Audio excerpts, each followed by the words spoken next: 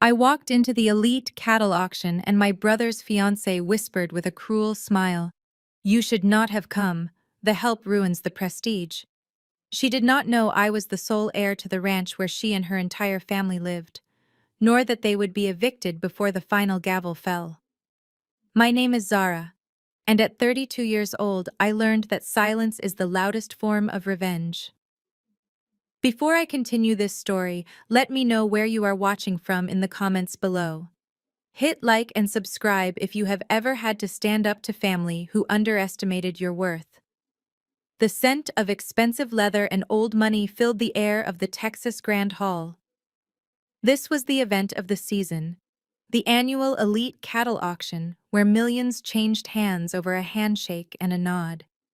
I adjusted the lapel of my black tailored suit and stepped onto the red carpet. My heels clicked against the marble floor with a rhythm that sounded like a countdown. I was not here to socialize. I was here to execute a judgment. Before I could reach the VIP entrance, a hand with manicured white claws shot out to block my path. It was Tiffany, my cousin Darius's fiancée. She was draped in a white sequined dress that cost more than the annual salary of our ranch hands. Her blue eyes scanned me up and down with a mixture of disgust and amusement. "Oh, Zara," she said, her voice dripping with fake sweetness. "I think you are confused, honey. The catering staff entrance is around the back near the dumpsters. We really cannot have you walking through the front door. It confuses the investors." I stopped and looked her dead in the eye. My expression remained flat. I did not blink. I did not flinch. Tiffany laughed, a high-pitched sound that grated on my nerves like nails on a chalkboard. She turned to the security guard standing next to her, a large man who looked uncomfortable. "Earl, check her purse," she said, loud enough for the nearby guests to hear. "You know how these people get around free food? We do not want her stuffing shrimp into her pockets to take home to that barn she lives in." The guests nearby stopped their conversations. I felt their eyes on me. Some looked pitying. Others looked annoyed that a scene was causing a delay. The guard hesitated, looking from Tiffany to me. I simply held out my small black clutch. "Go ahead," I said, my voice calm and steady. "Search it. But when you find nothing, you might want to ask yourself why the future mistress of Brooks Ranch is afraid of a woman she claims is a nobody." Tiffany's smile faltered for a second, but she quickly recovered. "Do not be dramatic, Zara. I am just protecting Darius's assets. After all, today is about the future, and you are just a sad reminder of the past." "Tiffany, darling, what is the holdup?" The voice boomed from behind us. "Darius, my cousin and the self-proclaimed king of this cattle empire." He strolled up with a glass of scotch in one hand and an arrogance that filled the entire room. He kissed Tiffany on the cheek before finally acknowledging my existence. He looked at me not with hatred, but with something far worse. Boredom.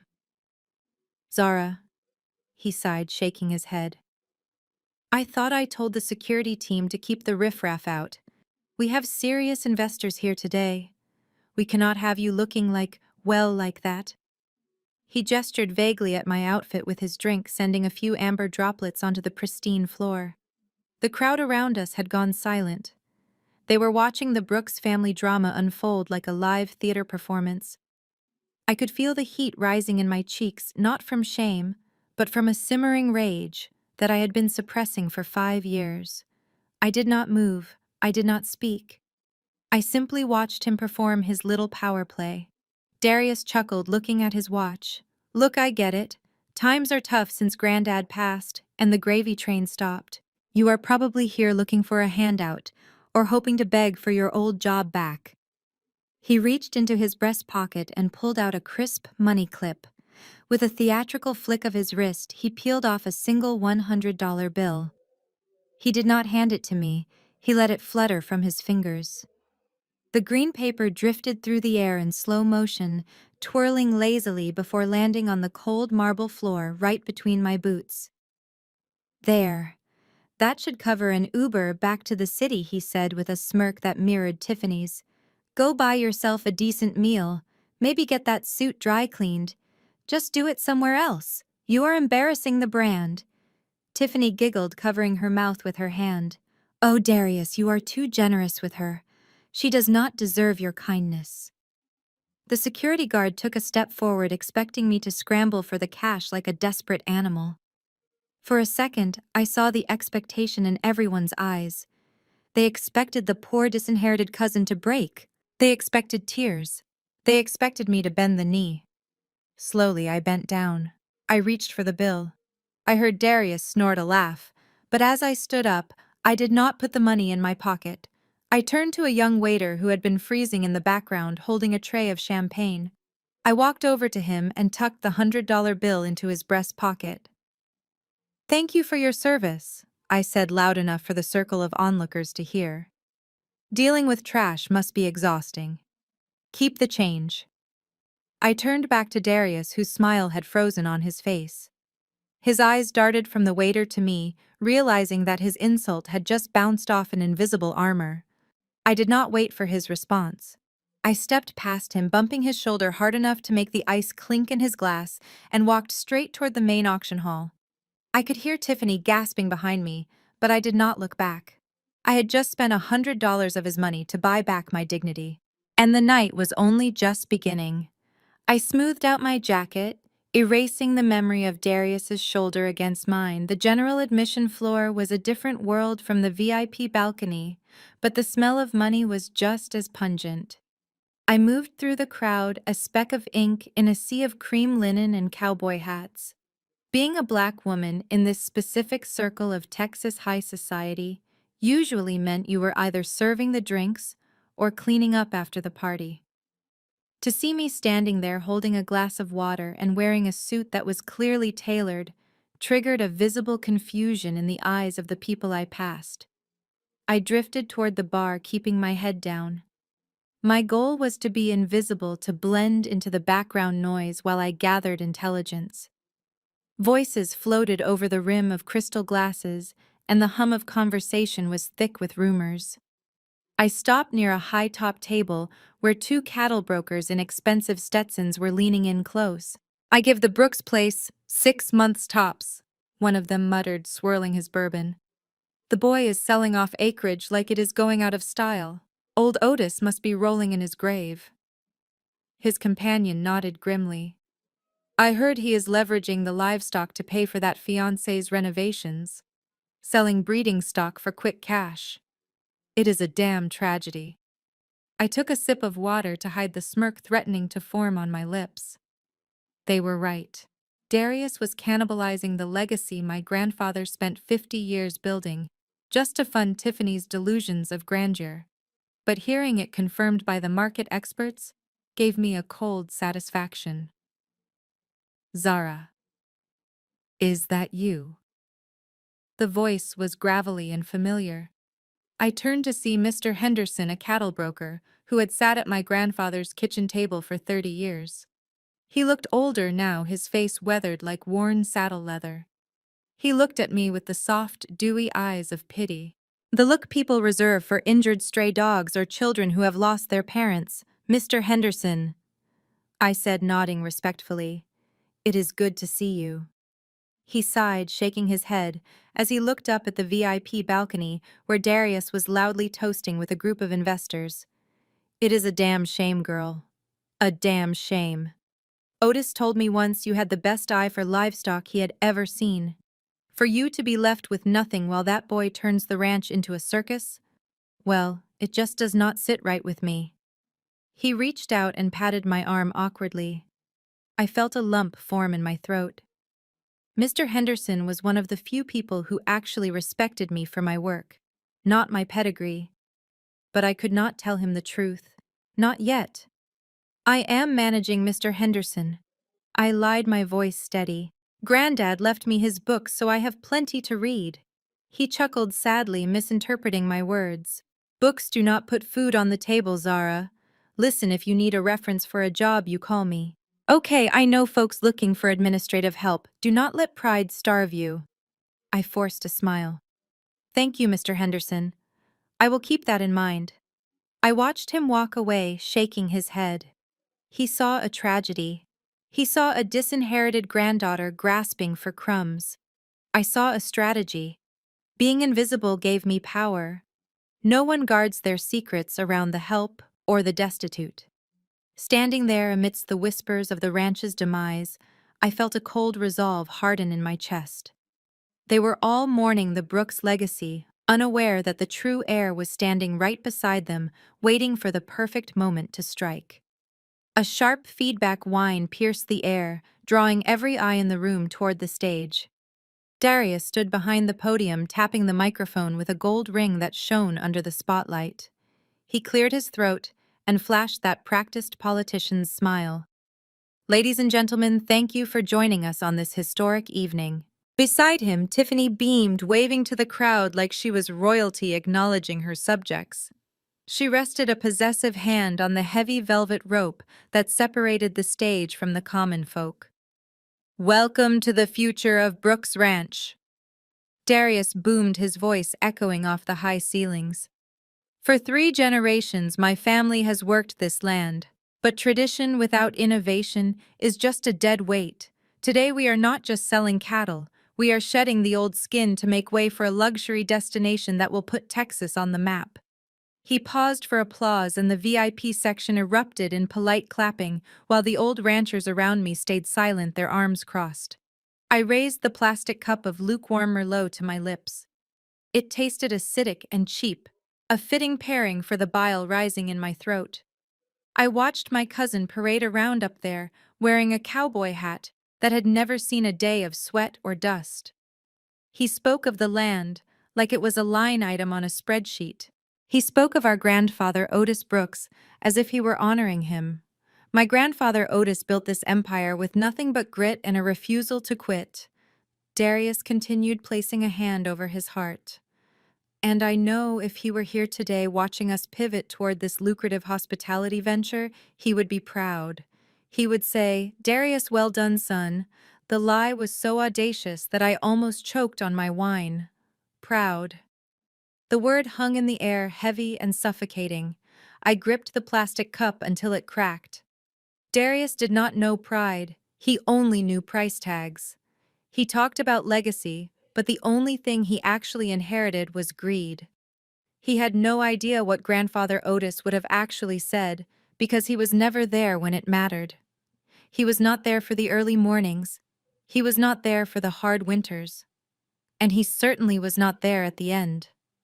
The sounds of the auction hall began to fade into a dull roar. The bright lights of the chandeliers blurred, stretching and distorting until they looked like distant headlights in the rain.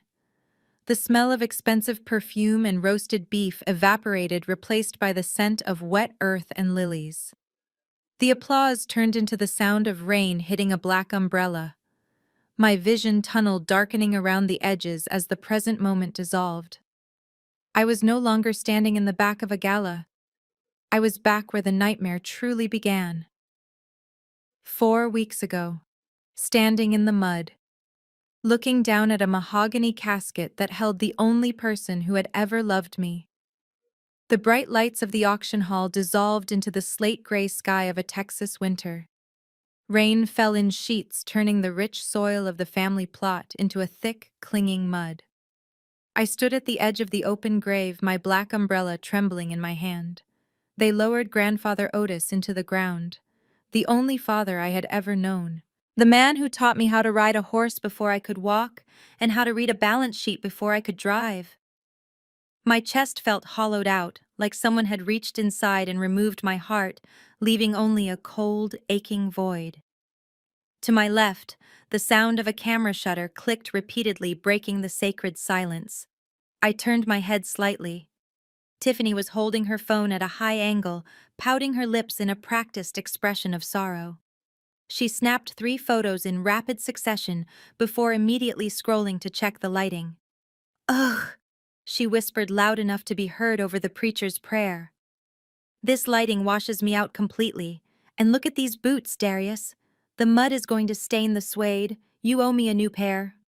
Darius did not even look up from his own screen. He was leaning against a tombstone, scrolling through a football forum. "Relax, babe," he muttered. "Once the old man's accounts settle, I will buy you 10 pairs. Just give it a week." He looked at his watch and sighed dramatically. "Hey, Reverend, can we speed this up? Some of us have lives to get back to." He did not look at the casket. He did not look at me. He looked through us, focusing only on the future that he believed belonged to him. I looked for comfort from Auntie Patrice, my father's sister. Surely she felt the weight of losing the patriarch. But when I spotted her, she was standing under the funeral home's large canopy protected from the rain. She was not holding a handkerchief. She was holding the condolence box stuffed with envelopes of cash and checks from well-wishers. Her fingers moved with the dexterity of a bank teller, thumbing the corners of the envelopes, estimating the thickness. She caught my eye and her face hardened. "Do not look at me like that, Zara," she hissed across the short distance. "Someone has to make sure the family is provided for, since you were too busy crying to greet the guests properly." I turned back to the grave as the first shovel of dirt hit the mahogany wood with a dull thud. It was the loneliest sound in the world. At that moment, I realized I was not just burying my grandfather. I was burying my protection. The buffer between me and the wolves had vanished, and they were already circling, licking their chops, waiting for the reading of the will to tear me apart. 3 days after the funeral, we gathered in grandfather's study for the reading of the will. The room still smelled of his pipe tobacco and old leather, but the atmosphere was thick with tension. Mr. Sterling, the family attorney, sat behind the massive oak desk that had been my grandfather's command center for 40 years. He was sweating. Beads of perspiration had formed on his upper lip, and he refused to make eye contact with me. That was my first clue that a crime was about to be committed right in front of my face. Auntie Patrice sat on the edge of the sofa, clutching her handbag with white-knuckled intensity. Darius was sprawled in grandfather's favorite armchair, looking bored, while Tiffany examined her cuticles next to him. "We are here to execute the final wishes of Otis Brooks," Mr. Sterling announced. He reached into his briefcase. I expected him to pull out the thick blue binder that held the estate trust we had discussed months ago. Instead, he produced a single sheet of yellow legal pad paper. This document was found in Mr. Brooks's nightstand the morning he passed. Mr. Sterling said, his voice wavering slightly. "It is a handwritten codicil dated 2 days before his death. It supersedes all previous wills." I sat up straight, my heart hammering against my ribs. A handwritten note. You cannot be serious. Grandfather was meticulous. He would never draft a legal document on scratch paper. And 2 days before he died, he could barely hold a spoon, let alone write a legible sentence. "Hush, Zara," Auntie Patrice snapped. "Let the man read." Otis was not in his right mind at the end. We all know he made sudden decisions. Sterling cleared his throat and began to read. "To my grandson Darius, whom I trust to carry on the Brooks name and legacy, I leave the entirety of the Brooks Ranch estate. This includes the deed to the 500 acres, the main residence, the livestock, and all liquid assets in the operating accounts." Darius let out a low whistle and pumped his fist. "Jackpot," he whispered. Tiffany squealed and immediately began typing on her phone, likely searching for contractors to remodel the kitchen. "And what about Zara?" I asked, my voice cutting through their celebration. "I ran this place. I managed the herds. I was the one holding his hand when he took his last breath." Sterling looked down at the paper. "To my granddaughter Zara, I leave the contents of the old storage barn library. Specifically, the collection of vintage agricultural journals and books contained therein." The silence that followed was heavy. Then Darius burst out laughing, a cruel barking sound that echoed off the mahogany walls. "Books. He left you dusty old books." He leaned forward, his eyes dancing with malice. "Well, look on the bright side, cousin. It is going to be a cold winter in Texas. At least now you have plenty of paper to start a fire. You can burn your inheritance to keep warm while you watch me spend mine." I looked at the lawyer. "Mr. Sterling, you know this is a forgery." Grandfather's handwriting was shaky from Parkinson's. "This script is smooth, confident, It looks remarkably like Darius's handwriting. Sterling slammed his briefcase shut. It is notarized, Zara. It is legal. Unless you have $50,000 to retain a forensic handwriting expert and challenge this in probate court, I suggest you accept your inheritance. You have 24 hours to move your boxes of books out of the main house. I stood up. My hands were shaking, but I hid them behind my back. They thought they had stripped me of everything. They thought they had won. But they did not know grandfather. He never did anything without a reason. And they had no idea what was actually hidden inside those books. The ink on the forged will was barely dry when the invasion began. At 7 in the morning, a convoy of pristine white moving trucks rolled down the gravel driveway, kicking up dust clouds that choked the morning air. I watched from the kitchen window as Tiffany marched out onto the porch wearing a silk robe and wielding a latte like a scepter. She was not wasting a single second. To her, this was not a home filled with generations of memories. It was a renovation project she needed to sanitize. I stepped outside just as two movers were hauling out the massive mahogany dining table. That table was more than furniture. My great-grandfather had carved it by hand from a tree that fell on this land during the storm of 1920. Every scratch on its surface told a story of a family dinner, a holiday gathering, or a business deal that kept this ranch afloat. "Careful," I shouted instinctively, stepping forward. "That table is over 100 years old." Tiffany spun around, pulling her sunglasses down the bridge of her nose. "Oh, good, you are awake. Tell them to just toss it in the dumpster around back. It is too heavy to donate, and honestly, it smells like old people and dirt. We are going for a modern minimalist farmhouse vibe. You know, clean lines, lots of white." I felt the blood drain from my face. "You cannot be serious. That table is an antique. It is part of this ranch's history. You cannot just throw it away like garbage." Tiffany laughed a dry, humorless sound. "History is just another word for clutter, Zara. And this place is full of it. Look at these drapes. Heavy, dark, depressing. And that paneling in the hallway. It makes the place look like a dungeon. I have painters coming in an hour. We are painting everything eggshell white. Bright, airy, expensive." She turned back to the movers, snapping her fingers. "Keep moving, boys.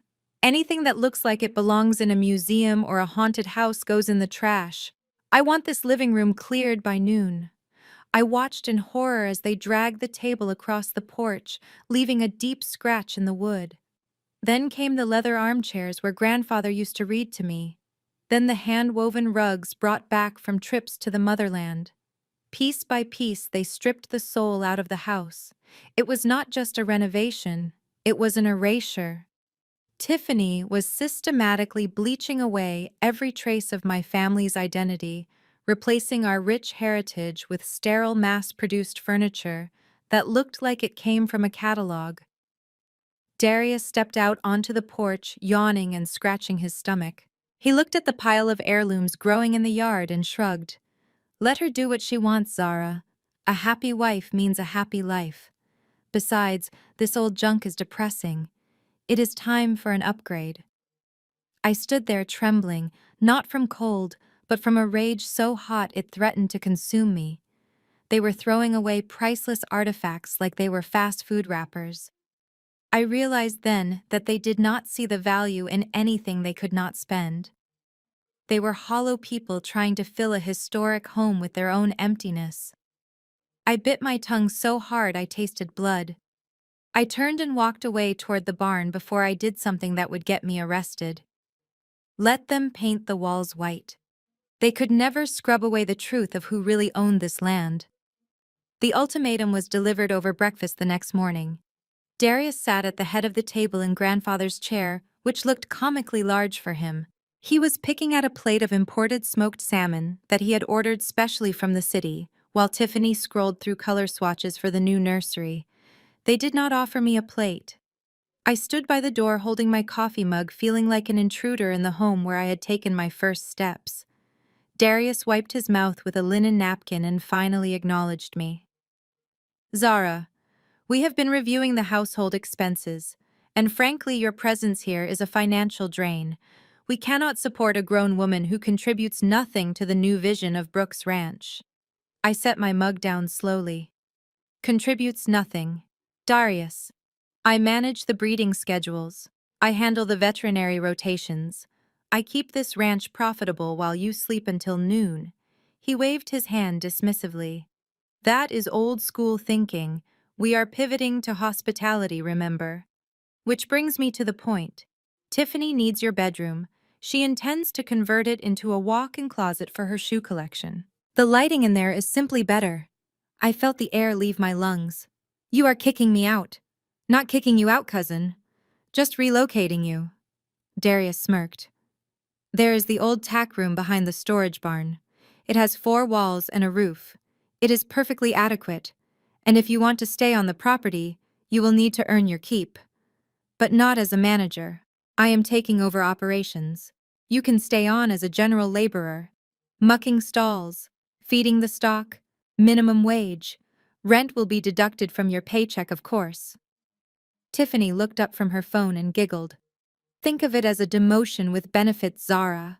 You love those smelly cows so much now you get to sleep with them. Every instinct in my body screamed at me to throw my coffee in his face and leave, to walk away and let him drive the ranch into the ground. But then I thought about the herd. I thought about the pregnant heifers that were due in a month. I thought of Big Ben, the prize bull, who required a specific diet that only I knew how to mix. If I left, Darius would neglect them. They would get sick. They would die. The legacy grandfather built would rot from the inside out. I took a deep breath, forcing the rage down into the pit of my stomach, where it could fuel me later. Fine, I said. I will take the job. And the room. Darius looked disappointed. He wanted a fight. He wanted me to quit. Good, he grunted. You start immediately. Get your boxes out of the main house by sunset. That night I lay on a cot in the drafty tack room. The air smelled of hay and manure. Through the cracks in the wooden walls I could see the main house up on the hill. It was blazing with light, every window glowing warmly against the dark Texas sky. I could hear music drifting down the hill. They were celebrating their victory. But as I pulled the thin wool blanket tighter around my shoulders, I knew something they did not. I was not just a laborer sleeping in the barn. I was a spy behind enemy lines. And from down here in the dark, I could see everything. The wind howled outside the thin wooden walls of the tack room, rattling the loose window pane. My new home was little more than a shed, but it was the only shelter I had. I sat cross-legged on the cold concrete floor, surrounded by the cardboard boxes that Darius had thrown out of the main house. These were the useless books he had mocked. The agricultural journals dating back to the 1950s, the handwritten herd records, and grandfather's personal library. To Darius, they were just kindling for a fire. To me, they were the only connection I had left to the man who raised me. I reached into the bottom of the last box and pulled out a heavy, leather-bound King James Bible. The cover was worn smooth from decades of use, and the gold lettering on the spine had faded. Grandfather used to read from this book every Sunday morning before we went out to check the fences. It was a ritual, a moment of peace before the hard work began. I ran my hand over the cover, feeling a pang of grief so sharp it almost doubled me over. I opened it intending to find solace in the Psalms. Instead, I felt resistance. The book did not lay flat. There was something thick wedged between the pages of the Book of Job. I frowned and turned the pages carefully. Taped securely to the inner binding was a thick manila envelope. It was not there by accident. Grandfather was a man of precision. He did not leave things to chance. I carefully peeled the tape away, my heart pounding against my ribs like a trapped bird. On the front of the envelope in Grandfather's shaky but distinct handwriting were the words, "For Zara. Open when the wolves are at the door. The wolves are definitely here." "Grandfather," I whispered to the empty room. My hands trembled as I slid the contents out. It was not a sentimental letter. It was a legal document. A thick stack of papers stamped with the blue seal of a prestigious law firm in Houston. I squinted in the dim light of the single bulb hanging overhead, trying to make sense of the dense legal jargon. Declaration of Trust. The Zara Brooks Irrevocable Legacy Trust. I scanned the pages, my eyes widening with every line. My breath hitched in my throat. I flipped to the schedule of assets attached to the back. Listed there in black and white was everything. The deed to the 500 acres, the livestock brand rights, the operating LLC, the mineral rights. I read the date. Grandfather had transferred ownership of the entire estate into this trust 5 years ago. He had made me the sole beneficiary and the trustee. The will that Darius was waving around was worthless. It was a piece of paper with no legal standing because at the time of his death, Grandfather technically owned nothing. The trust owned it all, and I owned the trust. I sat back against the cold wooden wall, clutching the documents to my chest. A laugh bubbled up in my throat, a wild, hysterical laugh that I had to smother with my hand to keep from waking the horses. Darius was not the owner. He was a squatter. Every decision he made, every wall he painted, every cow he sold, he was doing it on my land. Grandfather had played the long game. He knew Darius was greedy. He knew Auntie Patrice was weak. He knew they would try to cut me out. So he let them think they had won. He gave them enough rope knowing they would eventually hang themselves with it. I looked out the dusty window at the main house on the hill. The lights were still blazing. They were up there drinking my wine, sitting on my furniture, planning how to spend my money. Let them celebrate, I whispered into the darkness. Enjoy the party, Darius, because the eviction notice is already sitting in my lap. I stared at my reflection in the jagged piece of mirror hanging on the tack room wall. The woman looking back at me was unrecognizable. Her eyes were red and swollen, and her face was streaked with dust and tears. But as I clutched the trust documents against my chest, something shifted behind my eyes. The grief evaporated, replaced by a cold, hard resolve. I wiped my face with the back of my hand, smearing the dirt, but clearing my vision. The sad, grieving granddaughter died in that barn that night. What rose from the ashes was the CEO of Brooks Ranch, and I was done playing the victim. The next morning I called in sick. It was the first time in 10 years I had missed a day of work. While Darius and Tiffany slept off their hangover, I drove my battered pickup truck 2 hours into the heart of Houston. I pulled up to a glass skyscraper that pierced the clouds, a stark contrast to the mud and manure I had left behind. I was there to see Marcus Thorne. He was not a family lawyer. He was a corporate shark known for tearing apart mergers and acquisitions with surgical precision. I sat in his office, placing the yellowed envelope on his glass desk. Thorne read through the documents in silence. For 20 minutes, the only sound was the turning of pages and the hum of the air conditioner. Finally, he looked up and a slow, dangerous smile spread across his face. "This is ironclad, Zara," he said, leaning back in his leather chair. "Your grandfather was a genius. He created an irrevocable trust 5 years ago. Technically speaking, Darius and your aunt have been squatting on your property since the moment Otis took his last breath. We can have the sheriff throw them out by sunset." I felt a surge of triumph. "Do it," I said. "I want them gone." Thorne held up a hand. "We can do that. But if we evict them now, they just leave. They go back to their lives complaining about how you stole their inheritance. They play the victim. Is that what you want? Or do you want to make sure they can never hurt anyone again?" I hesitated. "What do you mean?" Thorne leaned forward, his eyes gleaming. "You told me Darius is planning to liquidate assets. He wants to sell the prize bull and parcels of land to pay his gambling debts." "Yes," I replied. "He is planning an auction in a few weeks." "Let him," Thorne said softly. "If he attempts to sell the land, that is just a mistake. But if he accepts a deposit, if he signs a contract and accepts a wire transfer for property he does not own, that is no longer a civil dispute. That is federal wire fraud. That is grand larceny. That is a mandatory prison sentence. I sat back, stunned by the magnitude of his plan. You want me to let them sell my grandfather's legacy? I want you to let them dig their own graves, Thorne corrected. You have the documents to stop the sale at the very last second. Let them spend the money in their heads. Let them commit the crime on public record. Then we dropped the hammer. I looked out the window at the city below, thinking of Tiffany throwing away the dining table and Darius mocking my poverty. I did not just want them out of my house, I wanted justice. I turned back to Thorne and nodded. Let us do it, I said. I will go back. I will shovel their manure.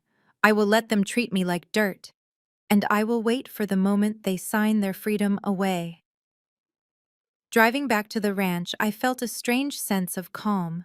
I pulled into the driveway just as the sun was setting. The lights of the main house were on, and I could see Tiffany's silhouette in the window drinking wine. I parked my truck, walked into the barn, and put on my dirty coveralls. I was ready to play my part in their tragedy. The decline of Brooks Ranch did not happen all at once. It happened in agonizing slow motion.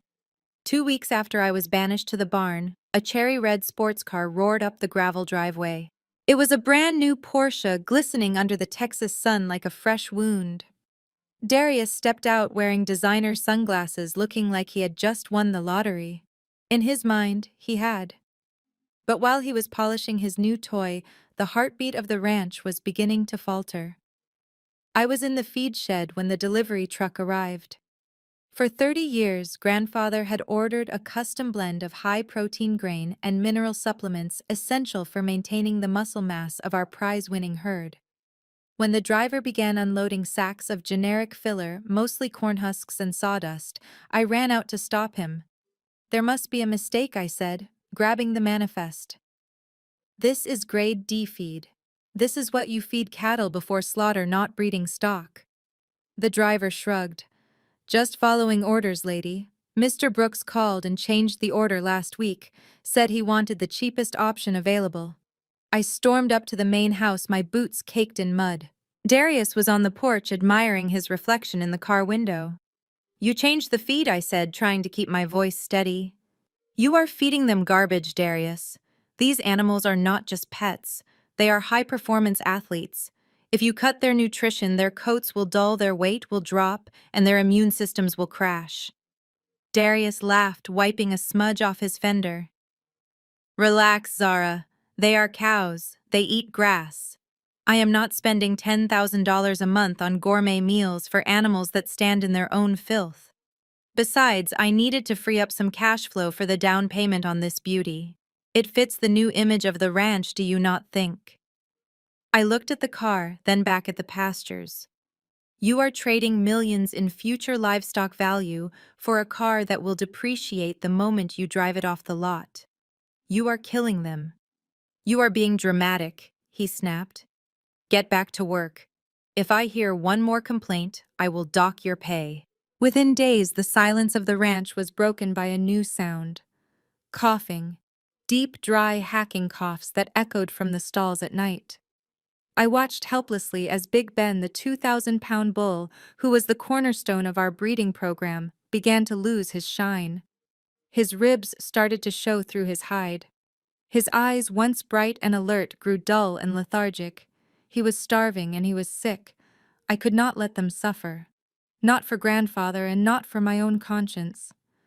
That night, while the lights of the main house blazed with another one of Tiffany's dinner parties, I slipped out in my truck. I drove 2 counties over to a vet supply store where the owner knew me. I drained my personal savings account buying crates of antibiotics, high-density nutrient blocks, and respiratory supplements. I returned under the cover of darkness like a thief on my own property. I parked behind the barn and hauled the heavy sacks by hand, my muscles burning with exertion. For the next 3 hours, I moved from stall to stall, administering shots and hand-mixing the nutrients into their troughs. I am sorry, I whispered to Big Ben as I rubbed the medicine into his flank. I know you are hungry. I know it hurts. Just hold on a little longer. I did this every night for weeks. I was a ghost haunting the stables, fighting a silent war against Darius's negligence. I was exhausted, my bank account was empty, but every morning when I saw the herd standing a little stronger, I knew I was winning. Darius thought he was saving money, but he was only buying time until his house of cards collapsed. And I was the one keeping the foundation from crumbling until I was ready to pull the plug. The rain had turned the ground into a slurry of mud and manure that sucked at my boots with every step I took back from the stables. My hands smelled of antiseptic and horse liniment, but my spirit felt cleaner than it had in weeks. I had just managed to stabilize a calf with a respiratory infection, and for a moment I felt the ghost of my grandfather nodding in approval. But as I passed the rear patio of the main house, the sound of shattering glass froze me in my tracks. The light from the study spilled out onto the wet flagstones, casting long, distorted shadows. Grandfather's study was a sacred place, a place of quiet contemplation and business strategy. But tonight, it sounded like a bar fight. I stepped closer, pressing my back against the rough brick exterior until I was right next to the French doors. The curtains were drawn, but there was a sliver of a gap just wide enough to see through. I peered inside. Darius was pacing back and forth, his face slick with sweat, his expensive shirt unbuttoned halfway down his chest. He looked like a cornered rat. He was gripping his phone so tightly I thought the screen might crack. "Listen to me, you bloodsucker!" Darius shouted, his voice cracking with desperation. "I told you I am good for it. Do not threaten me. Do not you dare threaten to call Tiffany. She knows nothing about this." I held my breath. The person on the other end of the line was obviously shouting back because Darius flinched, holding the phone away from his ear. $500,000, Darius hissed into the receiver. "I know how much it is. I know what I signed. But the Cowboys choked in the fourth quarter, okay? That was a sure bet. It was rigged. Gambling." I closed my eyes and shook my head. He had not just mismanaged the accounts. He was gambling away our heritage on sports bets. Darius stopped pacing and leaned heavily against the desk. "Listen, I have a solution. A permanent one. The engagement party is in 2 weeks. It is not just a party anymore. I am turning it into an exclusive auction. High rollers only." He paused, listening to the response, then nodded vigorously. "Yes. I am liquidating the assets. I am selling Big Ben."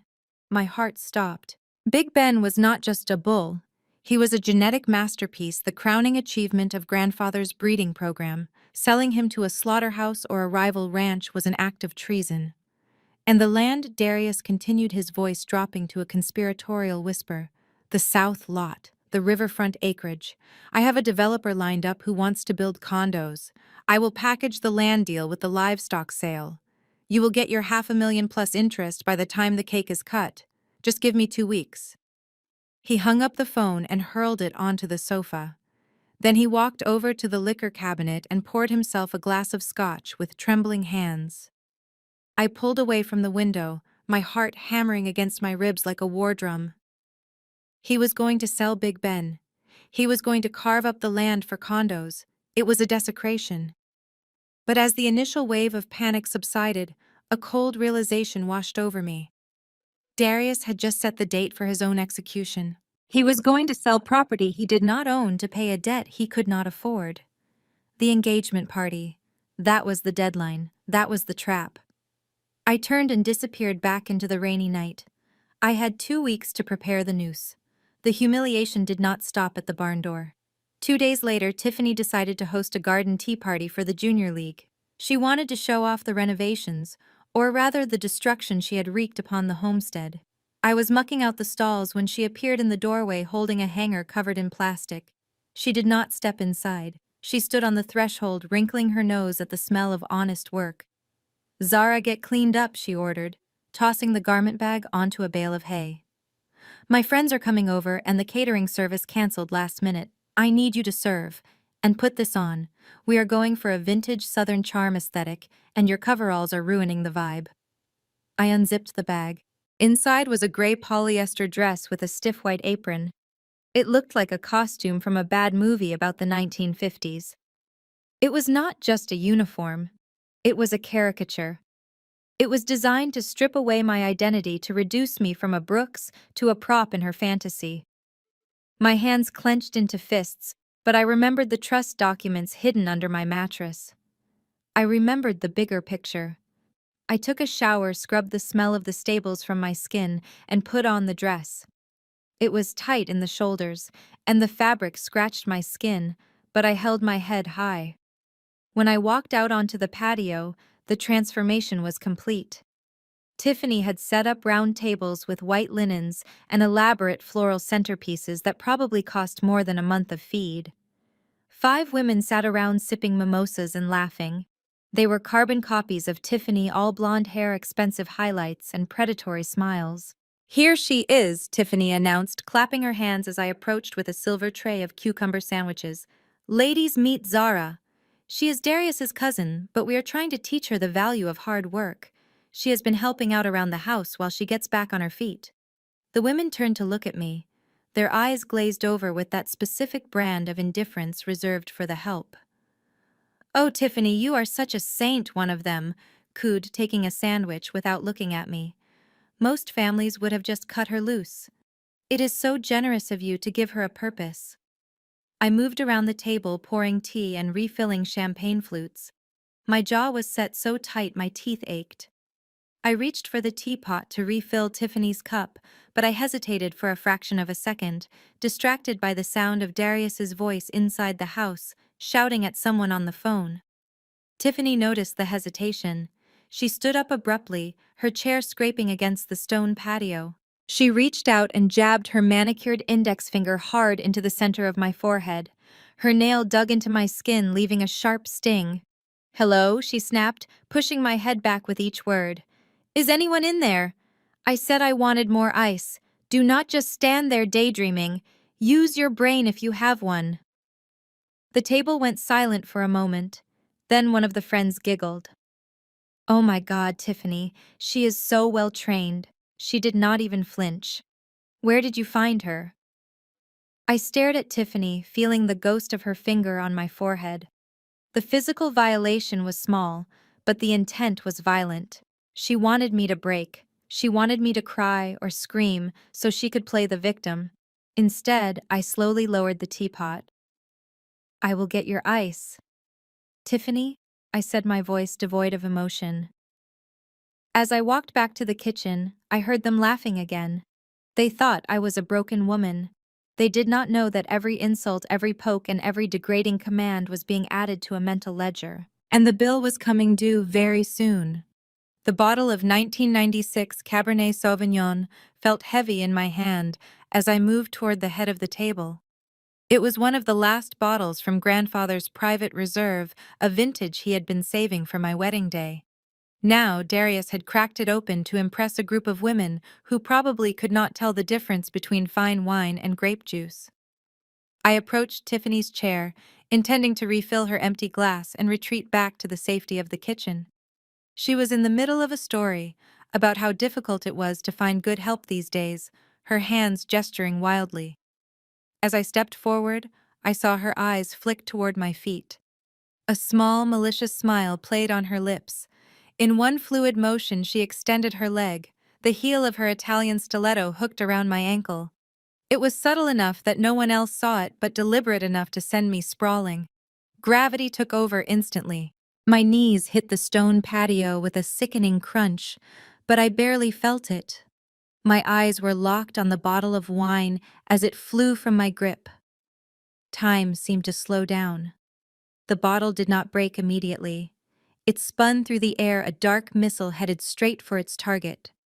The cork had been removed, and a thick arc of deep red liquid sprayed outward like a severed artery.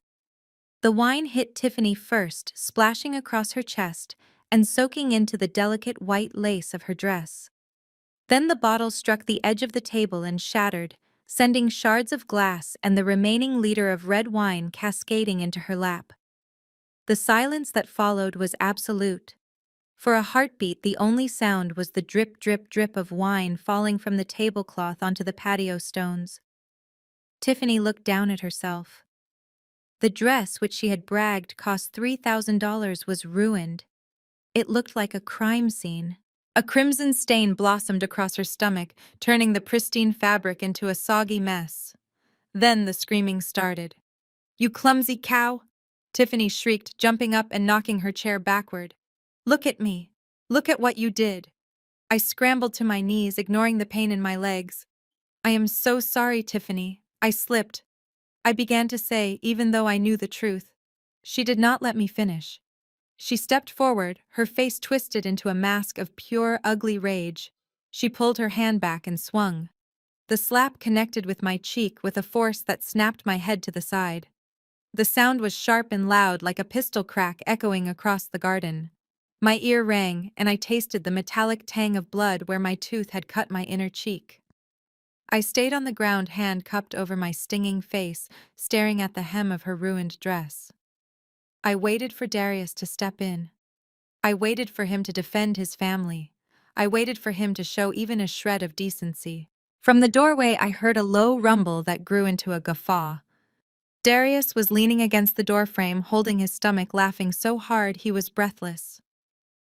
"That is priceless," he wheezed, wiping a tear from his eye. "You look like you just walked out of a horror movie, babe. And Zara, you really are worthless, aren't you? Cannot even pour a drink without causing a disaster." The other women at the table chuckled nervously, taking their cues from Darius. I looked up at them from the ground. My cheek was throbbing, but my mind was crystal clear. That slap was the final payment. She had marked me physically, but I had just marked her fate financially. I slowly began to pick up the shards of glass with my bare hands, not caring if they cut me. Every drop of wine on that dress was a drop of blood they would pay back with interest. The party was over, but my work was just beginning. The laughter from the patio had barely subsided when the kitchen door swung open. Mr. Thomas stood there, his back straight despite his 70 years. He had served my grandfather for 40 of them. He had polished the silver, ironed the newspapers, and when my parents died in that car crash, he was the one who made me hot cocoa while I sat on the back steps waiting for them to come home. He looked at Tiffany wiping wine from her dress, and then at me still on the ground among the glass shards. "That is quite enough," Mr. Thomas said. His voice was not loud, but it carried a weight of authority that usually made everyone stop. "Miss Zara is not a servant to be abused. She is a Brooks, and this behavior is beneath the dignity of this house." Darius stopped laughing. He walked over to the old man towering over him. "Excuse me, did the help just speak to me?" "I am speaking to the man who is disgracing his grandfather's memory," Mr. Thomas replied, unflinching. "Otis would be ashamed of you both." Darius's face turned a violent shade of red. "Otis is dead," he spat. "And I am the master of this house now. You are fired. Get your things and get out. Tonight." "You cannot do that," I cried out, scrambling to my feet. "He has a pension. He has lived in the carriage house for 30 years. "Not anymore," Darius sneered. "No pension. No severance. Just the door. Consider it a penalty for insubordination." An hour later, I watched from the shadows of the barn as Mr. Thomas walked down the driveway in the pouring rain. He was carrying a single battered suitcase. It was a sight that broke my heart more than any insult Tiffany could hurl at me. I waited until he reached the end of the lane out of sight from the main house, before I pulled my truck up alongside him. "Get in," I whispered, unlocking the door. He climbed in, shivering, water dripping from the brim of his hat.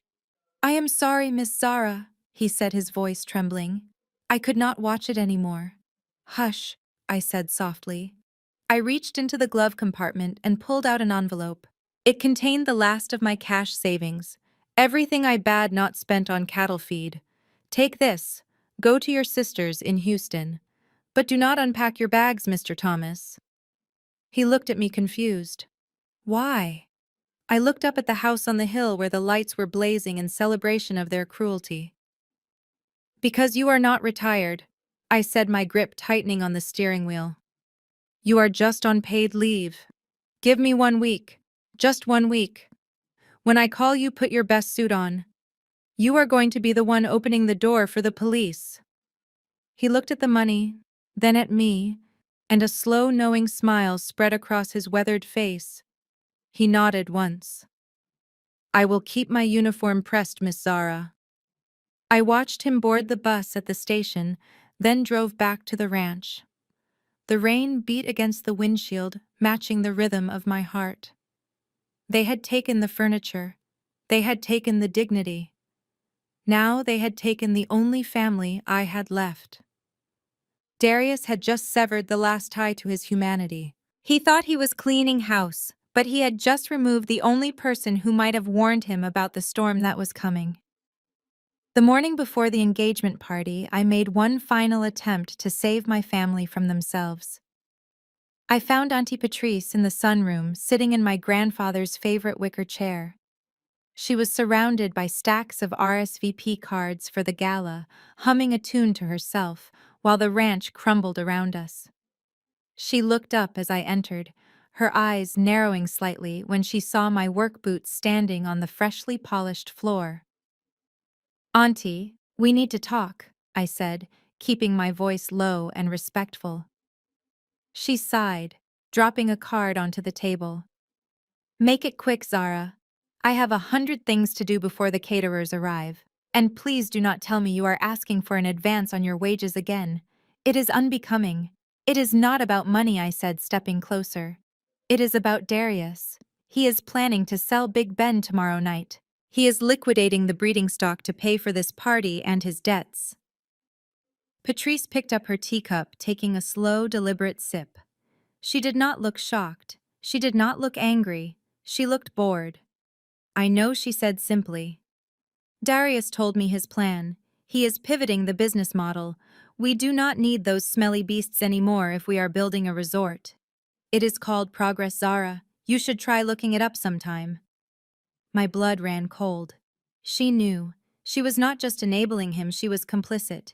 "Auntie, that bull is the genetic legacy of this ranch." I pressed, my voice trembling with suppressed rage. "Grandfather spent 40 years building that bloodline. If Darius sells him, he is selling the soul of this family. You have to stop him. You are his mother. He listens to you." Patrice set the cup down with a sharp clatter. She stood up, smoothing the front of her silk blouse, and walked over to me. She stopped inches from my face, her perfume cloying and sweet, masking the rot beneath. "Let us get one thing straight," she hissed, her voice dropping to a venomous whisper. "This is not your family anymore. This is Darius's ranch. These are Darius's animals. And I am his mother. You are just the poor relation we took in out of pity when your parents died." She poked a finger into my chest, right over my heart. "You are a guest here, Zara. A guest who has overstayed her welcome. You are eating our food, sleeping in our barn, and taking up space. So do not you dare tell me how to run my son's inheritance. If he wants to sell every cow on this property to buy Tiffany a diamond tiara, that is his right." I stared at her, looking for any trace of the woman who used to bake me cookies when I was a child. She was gone, consumed by greed and envy. "Is that your final word?" I asked quietly. "You are choosing a quick payout over doing what is right." "I am choosing my son," she spat. "Now get out of my sight. And if you ruin this party tomorrow, I will personally throw your things onto the highway." I turned and walked out of the sunroom without another word. There were no tears this time. Auntie Patrice had just signed her own eviction notice. I had given her a chance to be a Brooks, to stand for something real. Instead, she chose to be a thief. As I walked back to the barn to iron my suit for the auction, I felt a strange sense of peace. The jury had deliberated, the verdict was guilty, and tomorrow I would be the executioner. The day of the engagement party dawned gray and heavy. The air was thick with humidity and the impending doom of the Brooks dynasty. I spent the afternoon pressing my suit in the tack room, listening to the frantic preparations up on the hill. Catering trucks were arriving. Florists were unloading thousands of white roses. It was a funeral disguised as a celebration. As twilight fell, a black sedan with tinted windows rolled up the driveway, avoiding the main chaos of the front entrance. It parked near the side door of the study. I recognized the car. It belonged to Silas Vane, a crooked real estate developer known for turning heritage ranches into strip malls. I slipped out of the barn and moved through the shadows of the oak trees. My heart was pounding not with fear, but with adrenaline. This was it, the final piece of evidence I needed to seal the trap. I crept up to the side of the house, hiding behind the overgrown azalea bushes that Tiffany had not yet ordered to be ripped out. The study window was open just a crack to let in the evening breeze. I pulled my phone out and pressed record. Inside, Darius was pacing. Vane sat at grandfather's desk looking calm and predatory. "Do you have the paperwork?" Darius asked, his voice tight. Vane slid a blue folder across the mahogany surface. "It is all here, Mr. Brooks. A preliminary sales agreement for the south lot and the riverfront acreage, along with a binding contract for the livestock liquidation. Just sign on the dotted line and the $50,000 cash deposit is yours. The rest will be wired to your account the moment the auction gavel falls tomorrow." Darius did not even read it. He snatched the pen and scribbled his signature with a desperate, frantic energy. He was signing away the earth beneath his feet for a pocket full of cash. "There," he said, shoving the papers back. "It is done. Now give me the money." Vane handed him a thick white envelope. Darius tore it open, thumbing through the stack of $100 bills. The look on his face was pure greed, unadulterated and ugly. I zoomed in with my camera, capturing the signature, the exchange of cash, and the handshake that sealed their conspiracy. They had just committed fraud. Darius had accepted payment for land he did not own, and Vane had knowingly entered into an illegal contract. I stopped the recording and saved the file to 3 different cloud servers. Then I typed a text message to Marcus Thorne. He signed. He took the cash. "We have him." I hit send and watched the little bubble travel across the screen. A moment later, a reply appeared. "The warrant is being drafted. See you at the party." I slipped the phone back into my pocket and looked up at the moon rising over the barn. The wait was over. Darius thought he was walking into his coronation. He had no idea he was walking into a cage. I turned and headed back to the barn to dress for the main event. The show was about to begin. The transition from the quiet darkness of the barn back to the blinding lights of the auction hall felt like stepping between 2 different dimensions. I slipped in through a side entrance, my black suit freshly pressed and sharp as a blade. I stood in the shadows of the mezzanine, watching the predator become the prey. Darius was working the room with a manic energy that bordered on desperation. He moved through the crowd of wealthy cattlemen and land developers like a shark that had scented blood, but he was too arrogant to realize that the sharks were actually circling him. He had set up a large easel near the bar, displaying a glossy architectural rendering of his vision. It showed the rolling hills of our pasture paved over with concrete tennis courts and a sprawling glass hotel that looked like a spaceship had crashed into the Texas countryside. "Gentlemen, cattle are the past," Darius proclaimed loud enough for half the room to hear. He clapped a hand on the shoulder of Mr. Sterling, a land developer from Dallas known for his ruthlessness. "Hospitality is the future. Imagine a 5-star eco-resort right here on the river. Yoga retreats, wine tastings. We are talking about tripling the revenue per acre without ever having to touch a shovel of manure." Mr. Sterling swirled his bourbon, looking at the rendering with a mixture of skepticism and greed. "It is a bold plan, son," he said, his voice gravelly.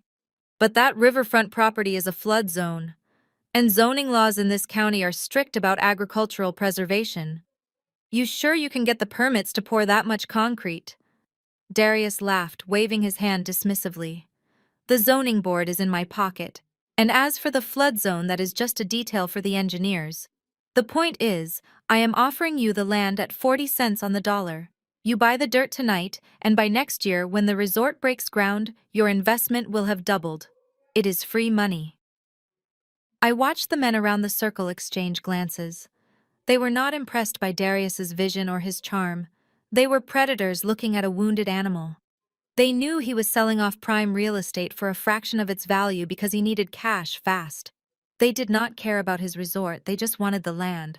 "Interesting proposal," another investor said, stepping forward. "And the livestock. I hear you are liquidating the herd to fund this little project." Every last head, Darius confirmed, grinning, including Big Ben. "We are clearing the board tonight. Out with the old, in with the new." I felt a surge of nausea. He was talking about living creatures, about a century of history, as if they were old furniture he was tossing to the curb. He was selling the soul of the Brooks family to pay for a fantasy that would never be built. But as I watched him shake hands, sealing deal after deal on promises he could not keep, I felt my grip on the phone in my pocket tighten. "Enjoy the spotlight, Darius," I whispered. "Keep shaking hands. Keep signing your name. Every promise you make is another link in the chain I am about to wrap around your ankles." The investors looked at him and saw a fool with a lot of land. I looked at him and saw a dead man walking. The auction was about to start, and he had no idea that he was the one on the block. Darius stepped back breathless from his sales pitch and handed the microphone to Tiffany. She did not take it so much as she seized it. The spotlight hit her white dress, making her glow like a false angel. From where I stood in the shadows looking up at the stage, she looked 10 feet tall. A giantess constructed of hairspray and hubris. She waited for the applause to die down, letting the silence stretch until it was uncomfortable. She wanted every eye in the room fixed on her. "Thank you, Darius," she said, her voice soft, but amplified to fill every corner of the hall. "It is so inspiring to hear a man speak with such vision. When I first arrived at Brooks Ranch, I must be honest with you all, I was horrified. I saw mud. I saw decay. I saw a way of life that was frankly primitive." She walked to the edge of the stage, looking down at the crowd with a benevolent smile that did not reach her eyes. "For generations, this land has been used for dirty, dangerous work. Raising cattle, mucking stalls. It is a hard life, a gritty life, and let us be honest, it is a life that belongs in history books, not in the modern world. We are doing the humane thing by putting the old Brooks legacy out of its misery." A murmur went through the room. I saw Mr. Henderson frown and cross his arms. He had spent his life in the saddle, and Tiffany had just called his existence a waste of time. But she was too absorbed in her own performance to notice the shift in the room. She gestured dramatically to the covered easel behind her. "It is time to elevate this property. It is time to wash away the dust and bring true sophistication to this county. Ladies and gentlemen, I give you the Tiffany Springs Resort and Spa." With a theatrical flourish, she yanked the velvet cloth away. Underneath was a large three-dimensional model of the proposed development. It was hideous. A sprawling complex of white concrete and glass that looked like a spaceship had crashed into the Texas countryside. It had tennis courts. It had a yoga pavilion. It had a parking lot where the family cemetery currently stood. The crowd gasped, but not in the way she hoped. It was the gasp of people seeing a car crash. But Tiffany beamed, taking the reaction as awe. "Beautiful, isn't it?" she cooed, running her hand over the plastic model. "No more cows. No more manure. No more of that awful rustic smell. We are bringing civilization to the wilderness. We are bringing class to a place that has desperately needed it for 100 years."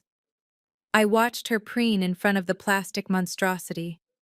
She was not just insulting my family. She was insulting the land itself.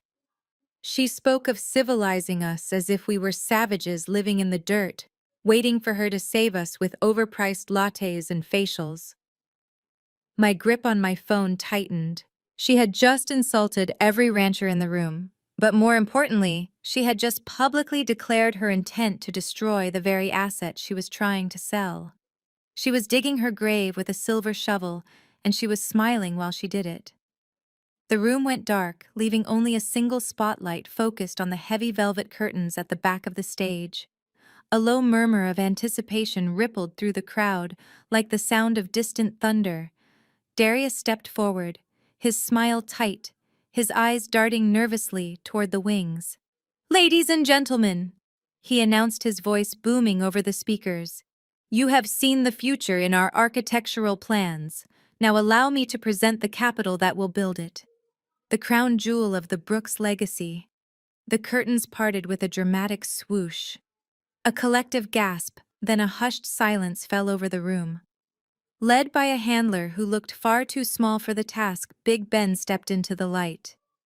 He was magnificent. 2,000 pounds of muscle and genetic perfection, his coat gleaming like polished obsidian under the stage lights. But to my eyes, the signs of neglect were visible. His gait was slightly slower than usual, his breathing a little heavier. He tossed his massive head the brass ring in his nose, catching the light, and let out a low, rumbling bellow that vibrated in the chests of everyone present. It wasn't a sound of aggression. It was a sound of confusion. He didn't belong on a stage. He belonged in the pastures I had been banished from. Darius walked over to the bull, keeping a safe distance that betrayed his fear of the animal. He slapped the flank of the beast with a proprietary air that made my stomach turn. This, my friends, is Big Ben, the finest breeding bull in Texas. His bloodline has produced champions for 3 decades. Darius paused for effect, scanning the faces of the wealthy ranchers in the front row. And tonight, he is available to the highest bidder. We are starting the bidding at $500,000. 500,000. It was an insult. A bull of Ben's caliber was worth double that easily. But Darius didn't care about value. He cared about speed. He needed the cash to pay off Vane before the night was over. A hand shot up in the third row. 500. A man in a gray Stetson shouted. 550 called another from the back. 600. The numbers began to fly faster and faster. Darius was practically vibrating with excitement. He looked over at Tiffany, who was clapping her hands in glee, already mentally spending the money. They looked at Big Ben and saw a pile of cash. I looked at him and saw my grandfather's life's work being auctioned off for scrap. I sat in the shadows of the mezzanine, my hand gripping my phone so hard my knuckles turned white. My thumb hovered over the send button on a text drafted to Marcus Thorne. "Not yet," I whispered to myself. "Wait for the gavel. Wait until the crime is complete. 650 going once." Darius shouted, sweat glistening on his forehead. "Do I hear 700, 700? The voice came from Silas Vane himself. He was sitting in the front row, a smug grin plastered on his face. He wasn't even a rancher. He was buying Ben just to liquidate him later, probably to a slaughterhouse to clear the assets for his development deal. Sold to Mr. Silas Vane for $700,000. Darius slammed his fist into his palm, mimicking a gavel since the real auctioneer had been pushed aside. The room erupted in polite applause. Darius and Vane locked eyes and nodded. The deal was done. The fraud was consummated. I took a deep breath, the cold air of the air-conditioned hall filling my lungs. I stood up. It was time. With the livestock liquidated, Darius wasted no time pivoting to the main course. The South Lot. 100 acres of prime riverfront property that my grandfather had intended to be a wildlife sanctuary. Now it was just lines on a map being sold to the highest bidder to become a concrete playground. The bidding opened at $800,000, and immediately the room erupted. The developers smelled a bargain. 800,000 became 900,000 in the blink of an eye. Then, the magic number hit. $1 million. Darius gripped the sides of the podium, his knuckles white not from stress, but from pure adrenaline.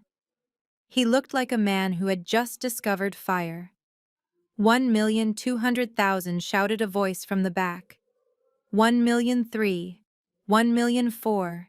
The numbers were flying through the air like confetti. I watched Darius lean away from the microphone, turning his head toward Tiffany, who was standing in the wings. Even from my seat in the shadows, I could read his lips perfectly. "We are rich, baby. We are absolutely untouchable." Tiffany brought her hands to her face, her eyes wide and glittering, reflecting the dollar signs. She did not see a river or trees. She saw designer bags and first-class flights. 1,500,000. The bid came from Silas Vane again. He was determined to own every inch of what used to be my home. Darius pointed a shaking finger at him, acknowledging the bid. The room buzzed with energy. It was a fever pitch, a collective hallucination of wealth. Everyone was drunk on the prospect of money. Everyone except me. I sat perfectly still, my phone resting in my lap. Let the number go higher. Let the grand larceny charge climb from a felony to a headline. The higher the price, the longer the sentence. The bidding war for the land had stalled at $1.8 million. Darius was beaming, practically levitating with triumph. He held up a hand to quiet the room, basking in the adoration of the crowd. He nodded to Tiffany, who sashayed back to the microphone, her eyes gleaming with malice. She wasn't content with winning. She needed to twist the knife. "Thank you, everyone, for your incredible generosity," she purred, her voice dripping with faux sweetness. "This money is going to transform Brooks Ranch into a paradise."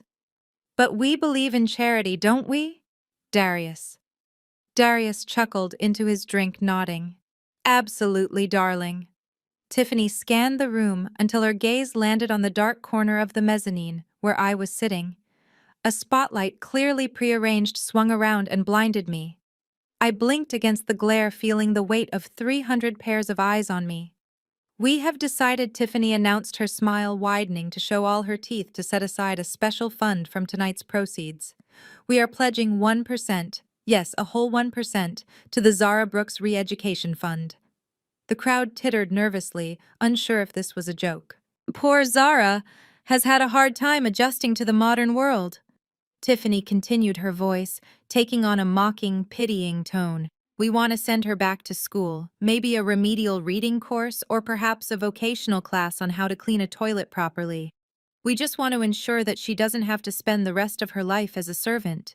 It's the least we can do for family, right?" The room erupted in laughter. It was a cruel, braying sound. The laughter of people who felt safe in their power, mocking the one person they thought couldn't fight back. Darius threw his head back and roared, pointing at me. Even Auntie Patrice, sitting in the front row, allowed a small, tight smile to cross her lips. I sat there, the spotlight burning my retinas. I didn't look away. I didn't flinch. I let the laughter wash over me.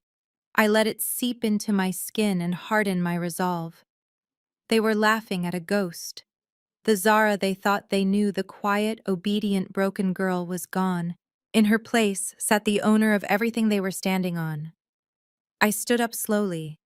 The movement caught the attention of the people nearest to me, and the laughter began to die down, rippling into silence as I walked to the railing of the mezzanine. I looked down at Tiffany, whose smile faltered just a fraction. "Thank you for the offer, Tiffany," I said, my voice projecting clearly without a microphone into the sudden quiet. "But I don't think I'll be needing charity. However, you might want to save that 1%. You're going to need it for your bail money." I turned and walked toward the stairs. The silence in the room was deafening. The trap was sprung. The silence that followed my declaration was absolute. It hung over the grand auction hall like a heavy velvet curtain, suffocating the laughter and the mockery that had filled the air only seconds before. I turned from the railing and began my descent from the mezzanine. The spotlight operator seemed confused, the beam of light wavering before finally locking onto me again. But this time it did not feel like an interrogation lamp. It felt like a coronation. I took the stairs one by one. I did not rush. I did not run. I moved with the slow, inevitable momentum of a glacier. All other sound in the room had ceased. There was no clinking of ice in glasses, no whispered gossip, no rustling of programs. There was only the rhythmic percussion of my heels striking the metal steps.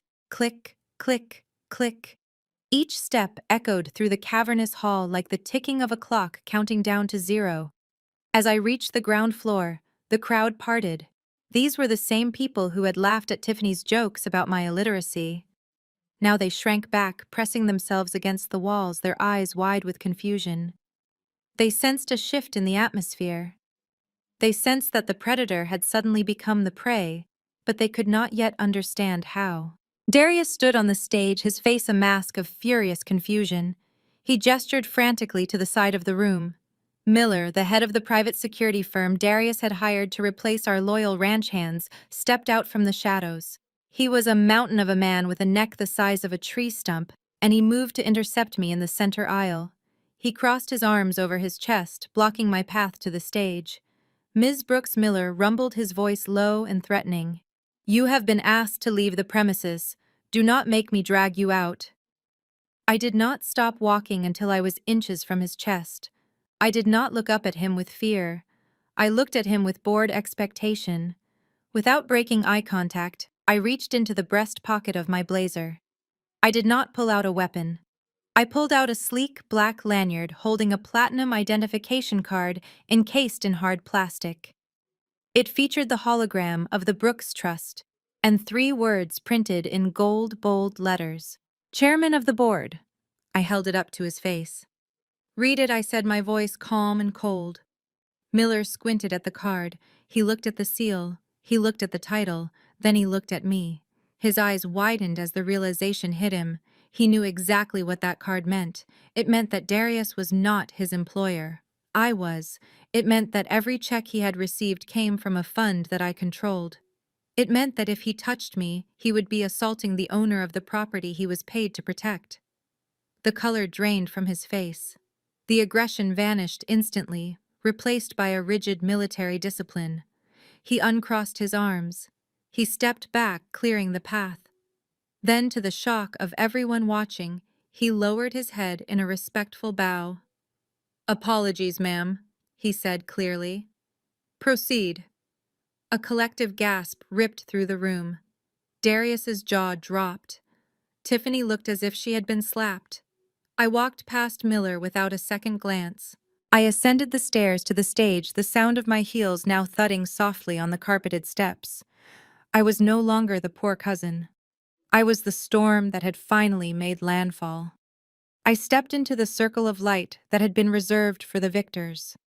Darius stood frozen, his hand still clutching the microphone, his knuckles white.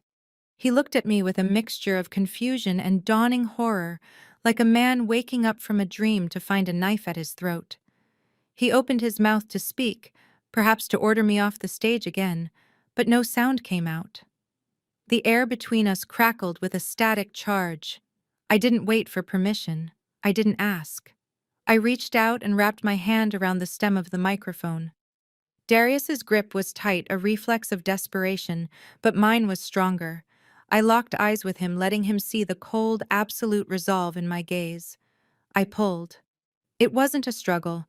It was a transfer of power. The microphone slipped from his sweaty palm into mine. A sharp screech of feedback pierced the air, causing the front row to wince and cover their ears. It was a violent, ugly sound that severed the last threads of the party's festive atmosphere. I waited for the echo to die down.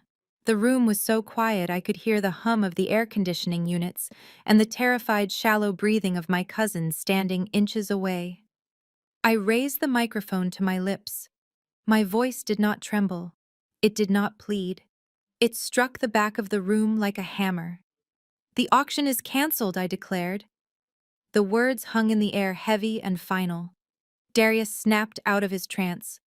He lunged forward, trying to grab the mic back, but I sidestepped him effortlessly. He stumbled, catching himself on the podium, looking foolish and uncoordinated. "She is crazy!" Darius shouted, his voice thin and unamplified, lost in the cavernous hall. "Don't listen to her. She is a disgruntled employee. Security, get her out of here." I turned back to the crowd, ignoring him completely. I looked directly at Silas Vane, who was still holding his winning bid card. "Put your checkbook away, Mr. Vane," I said, my voice booming through the speakers. "And you, Mr. Sterling, tear up those contracts, because the transaction you just witnessed is null and void." I swept my arm toward Darius, who was now frantically signaling to Tiffany for help. "You came here tonight to buy land and livestock from the Brooks estate." I continued, letting my anger simmer just below the surface of my professional tone. "But you have been deceived. You cannot buy property from a man who owns nothing but the suit on his back." A murmur of shock rippled through the crowd. Darius's face turned a mottled shade of purple. "That is a lie," he screamed. "I am the heir. I am the grandson of Otis Brooks." I turned to face him, cutting him off with a glare that froze him in place. I spoke into the microphone, but I was looking deep into his soul. You are a grandson, yes, I said. But you are not the owner. You never were. The man standing beside me is not a businessman. He is not a rancher. He is a fraud. He is a squatter who has been living on borrowed time and spending money that does not belong to him. I looked back at the audience delivering the final blow. Darius Brooks is a thief. And tonight he just tried to sell you stolen goods in front of 300 witnesses. The party is over. Now the law begins. You are insane. Darius screamed the words so loud that his voice cracked, breaking into a high-pitched squeal of panic. He let go of the podium and frantically patted his chest, searching his pockets like a man on fire. The camera movement mirrored his internal chaos, jerking violently as he stumbled back and forth. He looked at the confused faces of the investors, then at the security guards who were standing down, and finally back at me.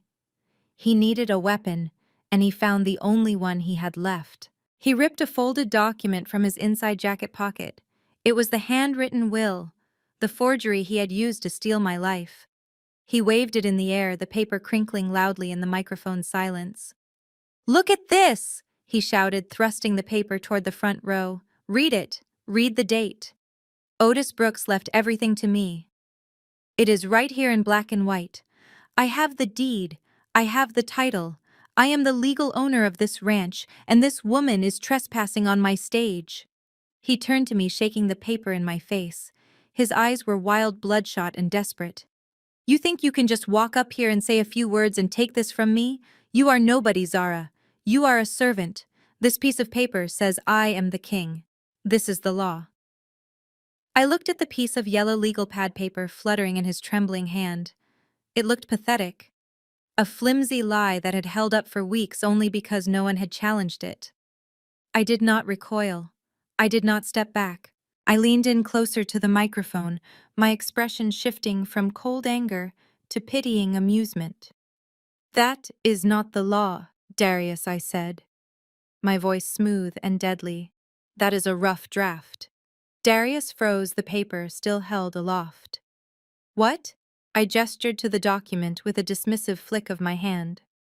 "You are waving that around like it is a shield. But honestly, it is embarrassing. Is that what you use to wipe your boots on before you come into the house? Because that is about all it is good for." The crowd let out a low gasp. Darius looked at the paper, then at me, his mouth opening and closing like a fish out of water. "It is a will," he stammered, but the conviction was draining out of him. "It is notarized. It is a scrap of paper," I corrected, "and it is irrelevant. Because you cannot inherit what did not belong to Otis Brooks when he died. You are holding a claim to a ghost, Darius. Grandfather moved every asset into a trust 5 years ago. He did not own the land, he did not own the house, he did not own the cattle. The trust owns everything." I paused, letting the reality sink in. "And that piece of paper you are holding is just evidence of your own stupidity. You forged a will for an estate that did not legally exist. You have been playing make-believe, and now school is out." Darius looked down at the paper in his hand. His fingers went slack. The document slipped from his grasp and drifted to the floor, landing near his expensive Italian shoes. He looked small. He looked defeated. But I was not done with him yet. I wanted him to understand the full extent of his failure before I let the police take him away. The heavy double doors at the back of the auction hall swung open with a boom that sounded like a gunshot. A blinding white light from the exterior floodlights poured into the room, creating 3 long, menacing shadows that stretched all the way to the stage. The silhouettes moved forward, marching in perfect synchronization down the center aisle. As they stepped out of the glare and into the ambient light of the hall, the room fell deathly silent. Leading the phalanx was Marcus Thorne, the corporate shark I had met in Houston. He wore a charcoal suit that cost more than Darius's car and carried a thick leather briefcase. To his right walked Sheriff Tate, the elected lawman of this county, his hand resting casually on his belt near his holster. To his left was Mr. Abernathy, the senior vice president of the regional bank, holding a ledger that looked ominously heavy. They did not look like guests. They looked like an execution squad. Darius squinted into the light shielding his eyes. "Who is that?" he demanded, his voice trembling. "This is a private event. You cannot just barge in here." Thorn did not break stride until he reached the base of the stage. He looked up at Darius with the expression of an exterminator looking at a particularly stubborn cockroach. Then he turned to the crowd, raising his voice so it carried to the rafters. "I am Marcus Thorn, representing the legal interests of the Brooks estate, and I am here to correct a significant clerical error that has been entertaining you all evening." He placed his briefcase on a nearby table and snapped the latches open. The sound echoed in the quiet room. He pulled out a blue binder stamped with a gold seal and held it up for everyone to see. "Mr. Brooks here has been operating under the assumption that he inherited this land through a handwritten will." Thorn announced, his tone dry and professional. "However, that document is legally impossible. You cannot inherit what the deceased did not own." Darius sputtered, gripping the podium. "Grandfather owned this land. Everyone knows that." "Incorrect," Thorn said sharply. 5 years ago, Otis Brooks dissolved his personal ownership of the ranch. He transferred the deed, the livestock, and all liquid assets into a limited liability corporation known as the ZB Legacy Trust. Thorn opened the binder and pointed to the signature line on the bottom of the first page.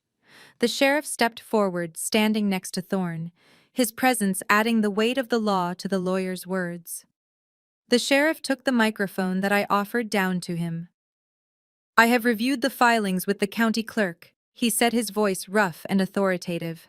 "The paperwork is in order. The transfer of title was recorded and finalized in 2019. Thorn snapped the binder shut and looked directly at Darius. "The sole beneficiary and managing trustee of that corporation is Ms. Zara Brooks. She has been the legal owner of this property for 5 years. She is not the heir, Darius. She is your landlord. And frankly, you are behind on the rent."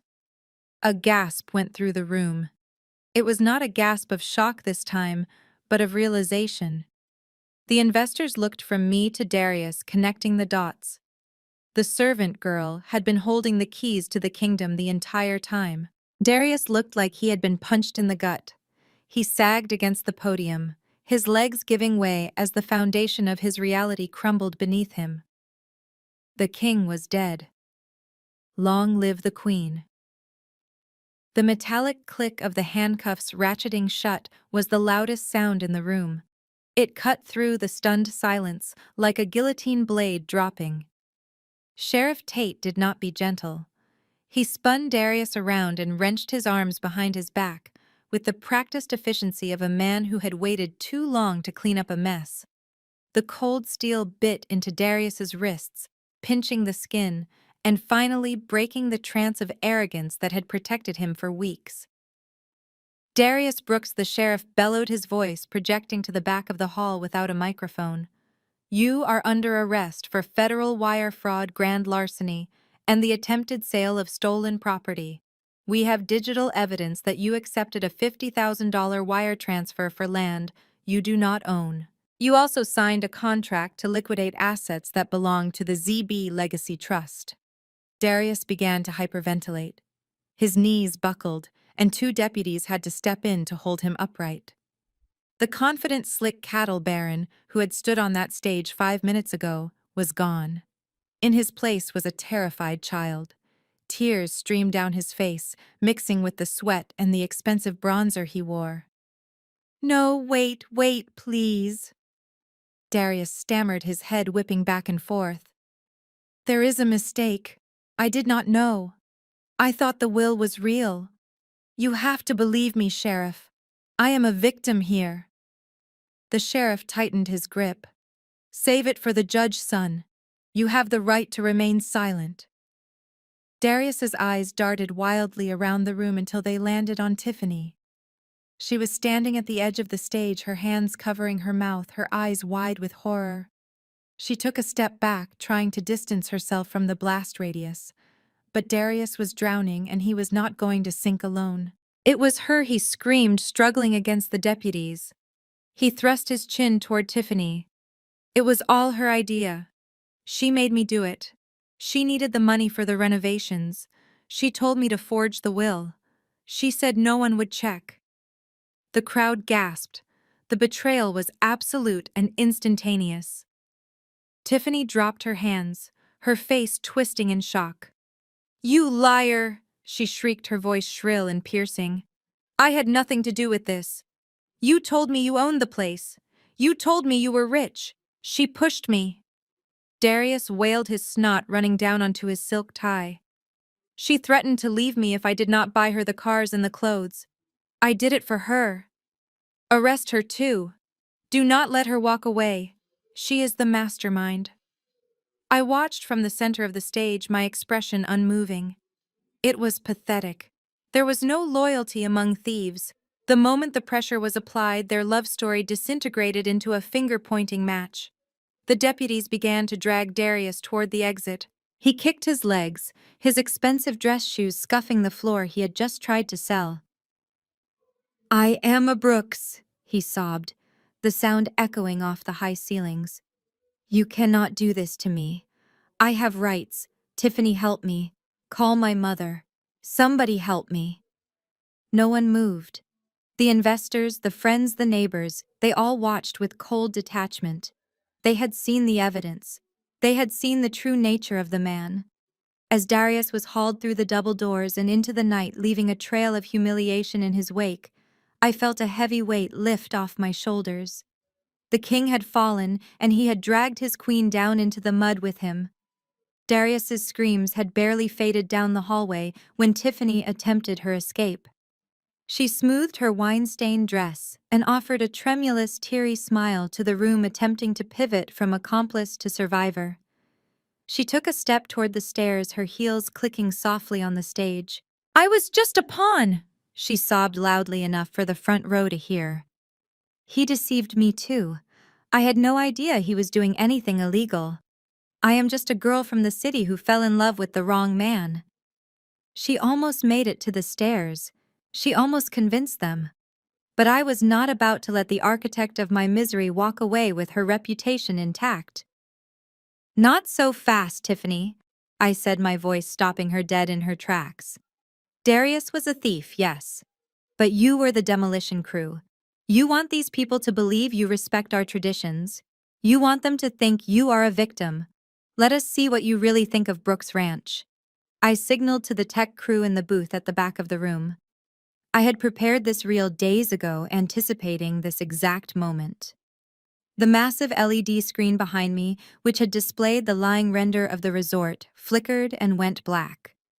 A second later, it roared to life with high-definition video. The audio boomed through the speakers, crisp and clear. It was footage from the security cameras I had installed in the main house years ago, cameras Tiffany had been too self-absorbed to notice. On screen, Tiffany was standing in the hallway, holding a portrait of Grandfather Otis. She looked at it with pure disgust. "Look at this old goat," she sneered on the video. "God, he looks like a savage. Get this trash out of my house. I do not want dead rednecks staring at me while I eat." The room went deadly silent. The wealthy ranchers, the cattle barons, the men and women who prided themselves on their lineage stared at the screen in horror. To call Otis Brooks a savage was to insult every single person in that room who had known and respected him. The video cut to another clip. Tiffany was in the library sweeping armfuls of first edition books into a garbage bag. "Burn it all," she commanded, her voice shrill. "If it smells like cows or history, I want it gone. We are scrubbing the stench of this family off the walls. I want this place to look like Miami, not some dusty Texas hellhole." On stage, the real Tiffany stood frozen under the giant projection of her own malice. Her face drained of color. She looked out at the audience pleadingly, but the pity had evaporated. In its place was a wall of cold hostility. These people loved their land, they loved their history, and they had just watched an outsider call it trash. A low boo started from the back of the room. It spread quickly, growing into a roar of disapproval. "Shame," someone shouted. "Get off the stage," another voice yelled. Tiffany backed away from the audience, shaking her head. "No, that was taken out of context. You do not understand." I walked over to her, standing calmly, amidst the chorus of jeers. They understand perfectly, I said, leaning in close so only she could hear. They know exactly who you are now. You are not a victim, Tiffany. You are a vandal. And in Texas, we do not take kindly to people who disrespect the dead. Get out of my house before I have the sheriff add you to the booking sheet. She did not need to be told twice. She scrambled off the stage, shielding her face from the flashing cameras of the local press, running through the gauntlet of angry ranchers who parted only to let her flee into the night. She was not in handcuffs, but her social sentence had been passed. She was exiled. Tiffany scrambled toward the exit, but the crowd was dense and unforgiving. They formed a human wall blocking her path not with physical force, but with cold shoulders and turned backs. She was trapped in the purgatory of her own making. I descended the stairs from the stage, moving with a calm lethality. I caught up to her near the velvet ropes, where she stood shivering and clutching her purse like a life raft. I reached out and placed a hand on her shoulder. It was a light touch, but she flinched as if I had burned her. She spun around, her mascara running in black rivulets down her cheeks, ruining the heavy foundation she wore like armor. Her eyes were wide and feral, darting around for an escape route that did not exist. Please, she whimpered, her voice barely a whisper. I am leaving. I am going. Just let me pass. I leaned in close, invading her personal space until my lips were inches from her ear. The room around us was still buzzing with the aftermath of the exposure, but in this small pocket of air, it was just the two of us. You are leaving, yes, I said, my voice low and steady. But we are not done, Tiffany. You think you can just walk away after treating my home like your personal trash can? You are mistaken. She blinked, confused. What do you want? I have nothing. Darius has all the money. I smiled, a cold, humorless expression. I know you have nothing, but you do have a debt. Remember that mahogany dining table you had thrown in the dumpster? The one you said smelled like old people. That was a custom piece from the 19th century, valued at $50,000. Her breath hitched, and the hand-woven rugs. I continued ticking items off on my fingers. The first edition library books you burned, the structural damage from your unauthorized renovations. I have the receipts, Tiffany. I have the appraisals, and I have the video evidence of you ordering their destruction. I paused, letting the numbers hang in the air. My lawyers are filing a civil suit for destruction of private property first thing in the morning. By my estimation, you owe the Brooks estate roughly $200,000. And since you are not married to Darius, his debts are his, but your vandalism is yours alone. 200,000, she gasped. I cannot pay that. I will be bankrupt. Exactly, I whispered. You will be working for a very long time to pay me back. Maybe you can find a job cleaning toilets. I hear you have a unique perspective on hygiene. Now you have exactly 30 minutes to get your things and get off my property. Anything left in the house at midnight belongs to me. Tick-tock. I pulled back and looked her in the eye. The fight went out of her completely. Her knees gave way and she sank to the floor in a heap of white silk and misery. She did not scream, she did not argue. She simply broke under the weight of the bill she could not pay. I stepped over her, avoiding the puddle of her dress spreading on the floor, and walked toward the exit where the sheriff was waiting. The house was finally clean. The chaos of the arrest had settled into a grim reality. The flashing lights of the police cruisers were visible through the open doors, painting the walls in rhythmic strokes of red and blue. I turned to leave the stage, my work finally finished, but a figure burst through the line of bewildered security guards. It was Auntie Patrice. She was no longer the composed matriarch who had sipped tea in the sunroom while dismissing my existence. Her hair was wild, escaping its pins, and her face was a mask of sheer terror. She did not stop until she reached me. She threw herself at my feet, clutching the hem of my trousers like a beggar in the street. The sound of her knees hitting the hard wood of the stage echoed in the quiet hall. "Zara, please," she wailed, her voice cracking. "You have to stop them. You have to call the sheriff back. He is your blood. He is my only son. You cannot let him go to prison. He will not survive in there." I looked down at the woman who had raised me after my parents died. I searched my heart for a flicker of pity or a spark of the love I once held for her. I found nothing. There was only a cold, hollow silence. She looked up at me, her eyes swimming in tears, mascara running down the deep lines of her face. "He made a mistake, Zara," she pleaded, pulling at my leg. "He is young. He was influenced by that awful girl. Just drop the charges, please. We can fix this. We can be a family again. I will make him apologize. Just do not destroy him." I stepped back, pulling my leg free from her grasping hands. She scrambled forward on her knees, reaching for me again, but I held up a hand to stop her. The gesture was sharp and final. "Do not talk to me about blood, Auntie," I said, my voice flat and devoid of emotion. "2 days ago I came to you. I stood right in front of you and begged you to stop him. I told you he was selling the soul of this family. I asked for your help." Patrice sobbed, covering her mouth with her trembling hand. I know I was wrong." I shook my head. "You were not just wrong. You were cruel. You told me I was a guest in my own home. You said I was eating your food and taking up space. You chose him, Patrice. You saw a thief and you saw a golden ticket. You bet on him because you thought he would make you rich, and you thought I was nothing." I leaned down slightly, not to comfort her, but to ensure she heard every word. "You picked your side. You signed off on his crimes with your silence. And now you want me to save you from the consequences of your own greed. That is not how this works. You wanted him to be the master of the house. Well, now he is the master of a federal prison cell." "But I am your aunt," she whispered, her voice barely audible. "I am all you have left." I looked out at the empty hall, at the land beyond the walls that was finally safe. "No, Auntie," I said, straightening up. "I have the ranch, I have the legacy, and I have my dignity. That is more than enough." I stepped around her, leaving her kneeling on the cold stage floor, sobbing into the empty air. I walked toward the exit, the sound of her weeping fading behind me with every step. I did not look back. There was nothing behind me worth saving. The future was waiting out in the cool night air, and I was finally free to meet it. The visiting room smelled of bleach and unwashed bodies, a sharp chemical tang that stuck to the back of my throat.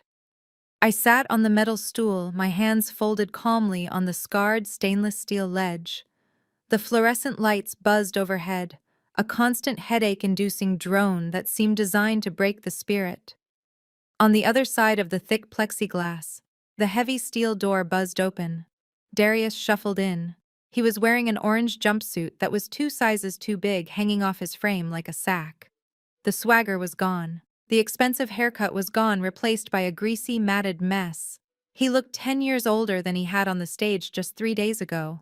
When he saw me, his eyes lit up with a desperate, frantic hope. He practically fell into the chair opposite me, grabbing the receiver phone with trembling hands. "Zara," he breathed, pressing the phone hard against his ear. "Thank God. I knew you would come.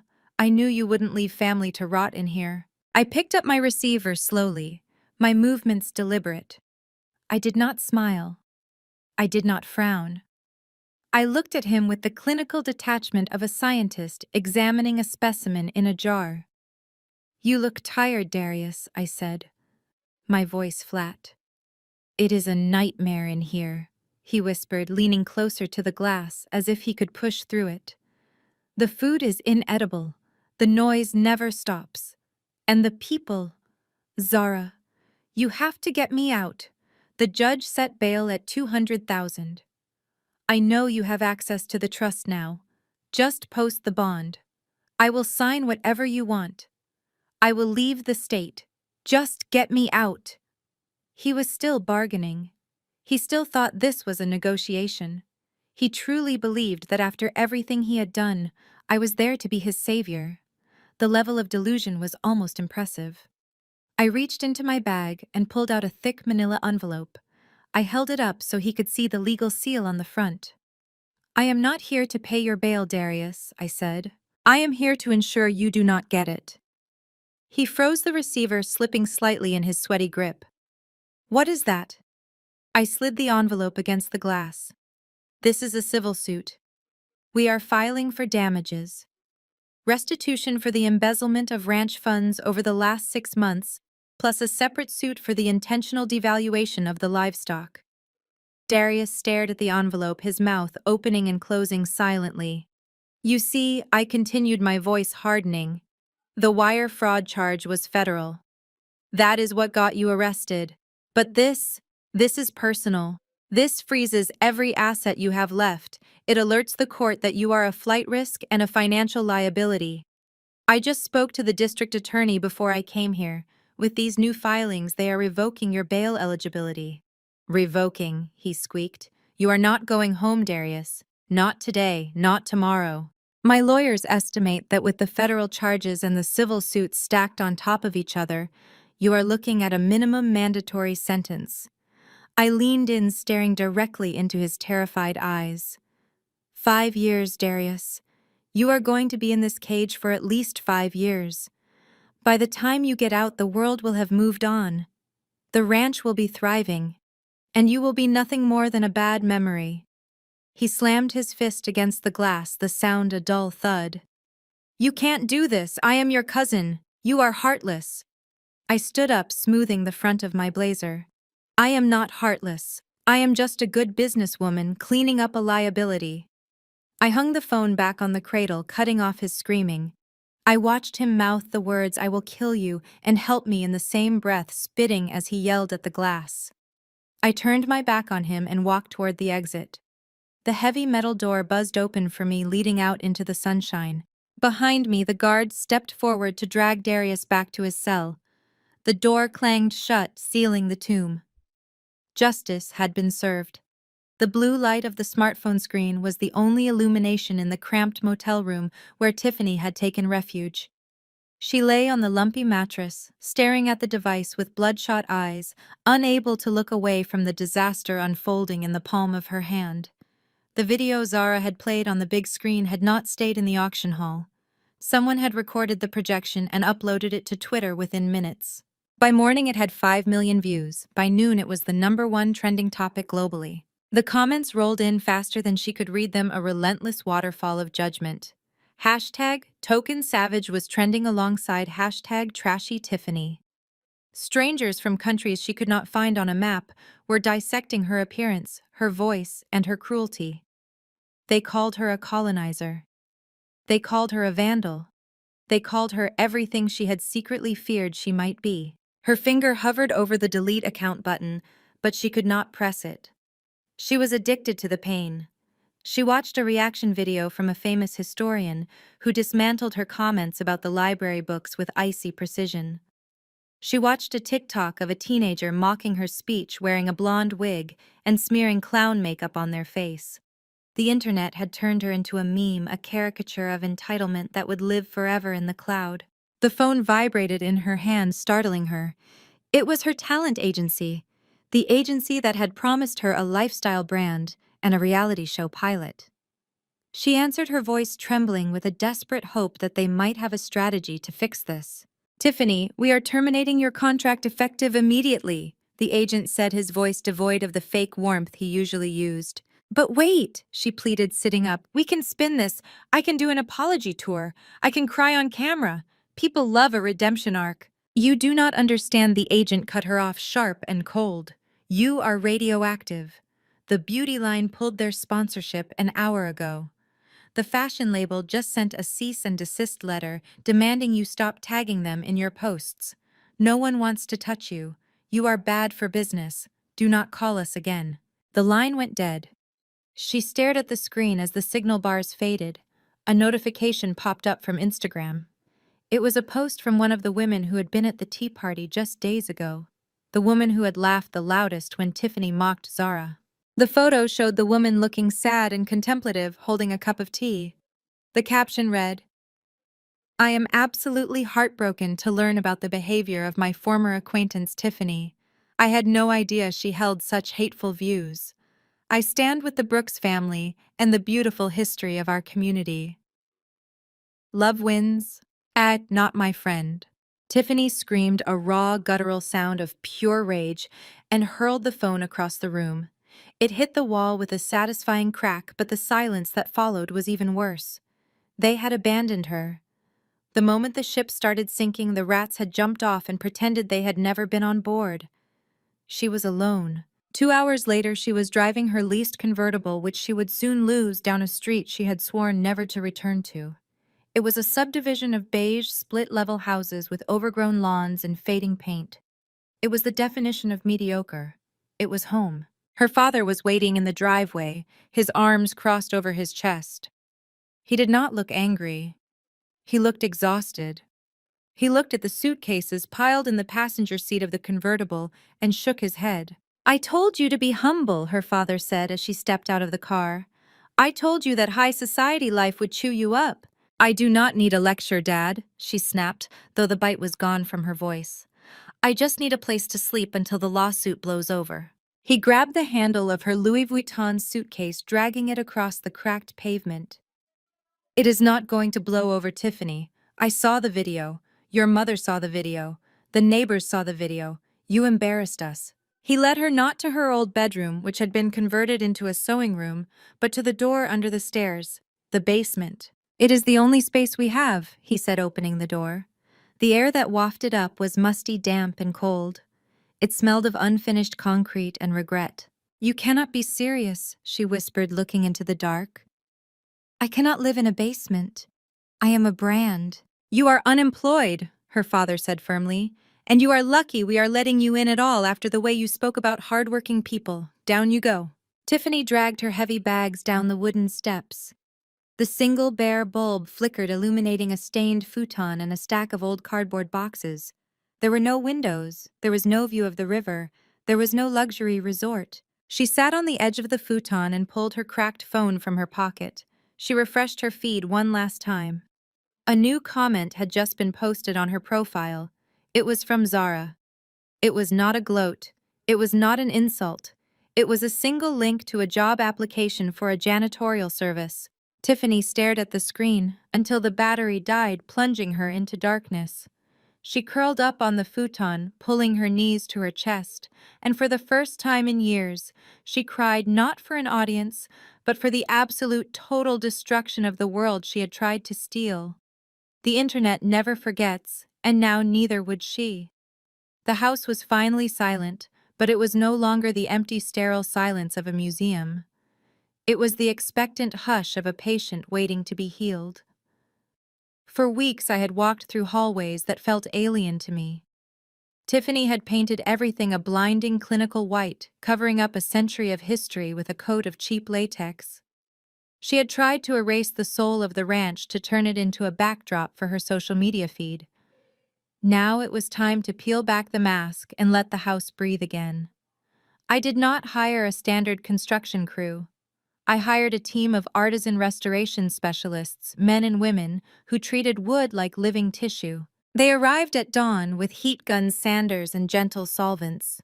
The air filled with the smell of sawdust and varnish, replacing the chemical stench of Tiffany's cleaning products. I watched as the foreman, a man named Elias, with hands like tree roots, started on the main staircase. He ran a heat gun over the banister. The white paint bubbled and curled, peeling away like dead skin. Underneath, the rich, dark grain of the original mahogany began to emerge.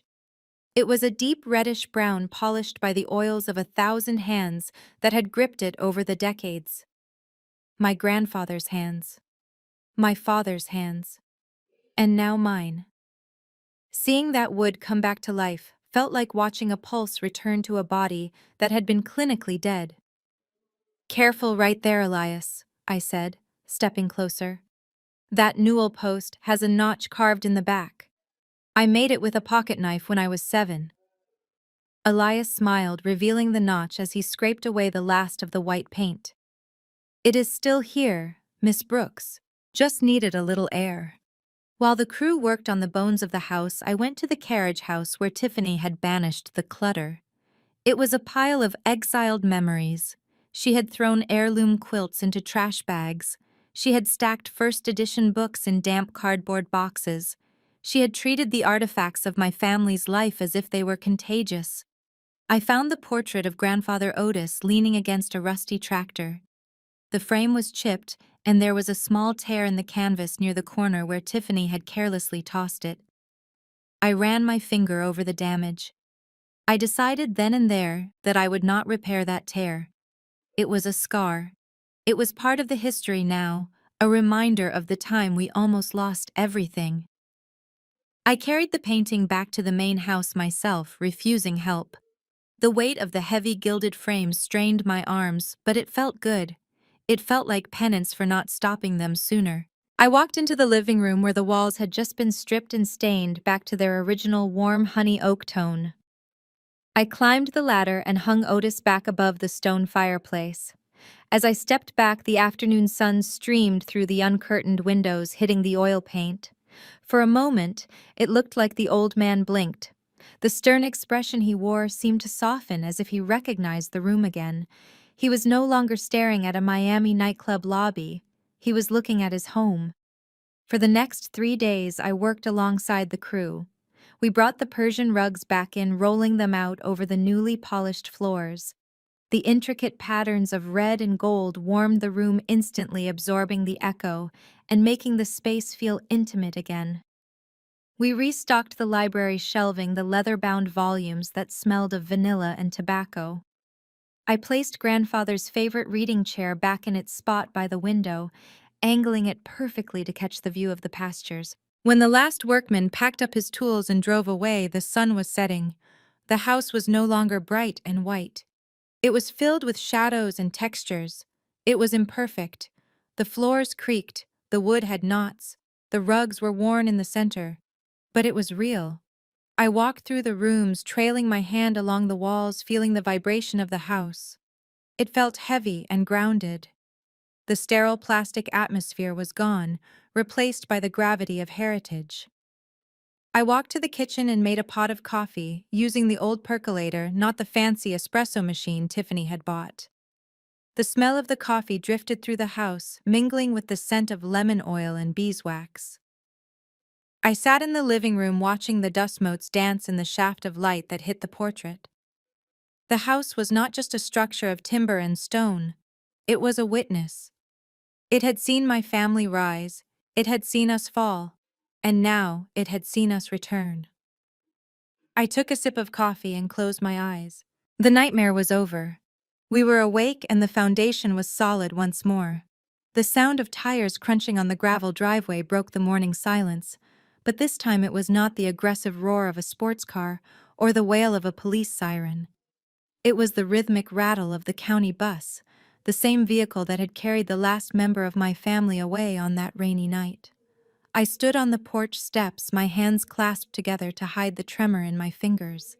The bus doors hissed open and a pair of polished black shoes stepped onto the dust. Mr. Thomas stood there, his back as straight as a rod, wearing his signature black suit and a bow tie that was knotted with mathematical precision. He did not look like a man who had been fired and evicted.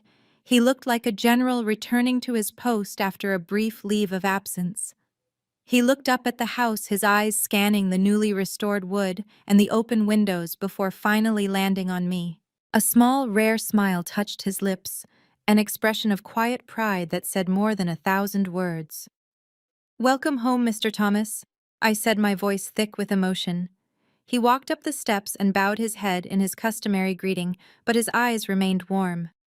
"I see you have returned Mr. Otis's portrait to its rightful place," he said softly. "The house has its soul back, Miss Zara.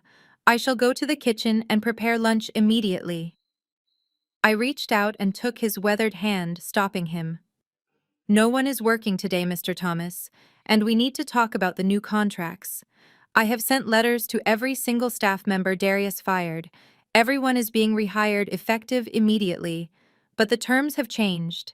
You are all coming back at double your previous salary with full medical benefits for life. This is not charity. It is restitution for the disrespect you endured." He looked at me, his old eyes glistening with sudden moisture. He nodded once, a deep, slow nod that acknowledged the restoration of dignity was worth far more than the money. By late afternoon, the backyard of Brooks Ranch was transformed. Gone were the delicate white linens and the cucumber sandwiches of Tiffany's tea party. In their place was the thick, savory smell of hickory smoke, rising from the massive iron BBQ pit. Slabs of ribs sizzled alongside ears of corn, and galvanized tubs filled with ice and beer were scattered across the grass. The staff had returned. Mr. Henderson, the head of the cattle crew, was holding a cold beer and laughing loudly with the younger ranch hands. The kitchen staff were manning the grill, flipping burgers and shouting jokes over the twang of classic country music blasting from an old radio. There were no evening gowns, no fake compliments, just the sound of boots on grass and the roar of genuine laughter. I stood on the porch, a plate of ribs in my hand, looking out at the scene.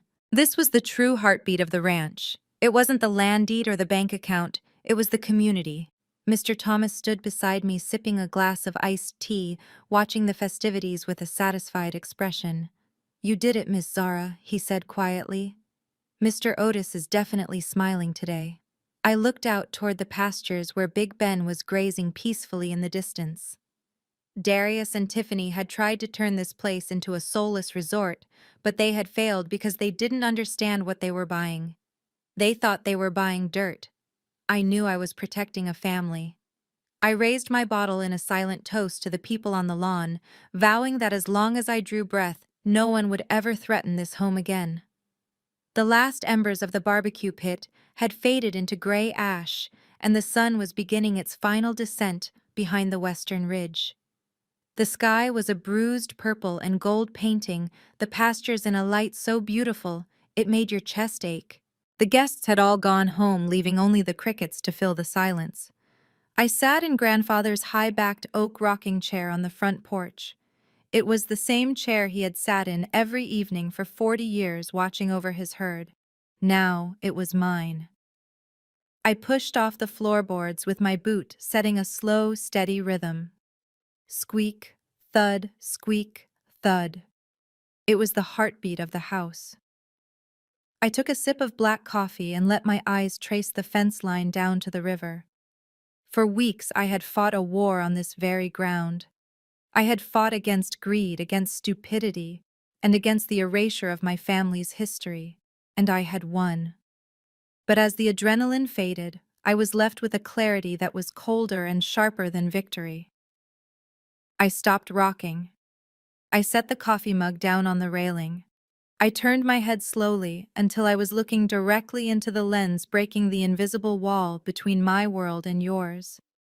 You saw them, didn't you? Darius and Tiffany. You saw the cars they drove and the clothes they wore. You saw the way they sneered at the dirt and treated people like disposable cutlery. They walked through this life convinced that they were the main characters. They thought that because they had the loudest voices and the shiniest toys, they were better. They thought they had class. I leaned forward slightly, resting my elbows on my knees. But they were confused. They thought class was something you could buy at a boutique. They thought it was a label on a handbag or a number in a bank account. They thought if they covered this old farmhouse in white paint and filled it with modern furniture, it would make them sophisticated. But all they did was put a costume on a corpse. Real class is not about what you own. It is about what you protect. I gestured toward the barn, where the warm yellow light of the heat lamps was just flicking on.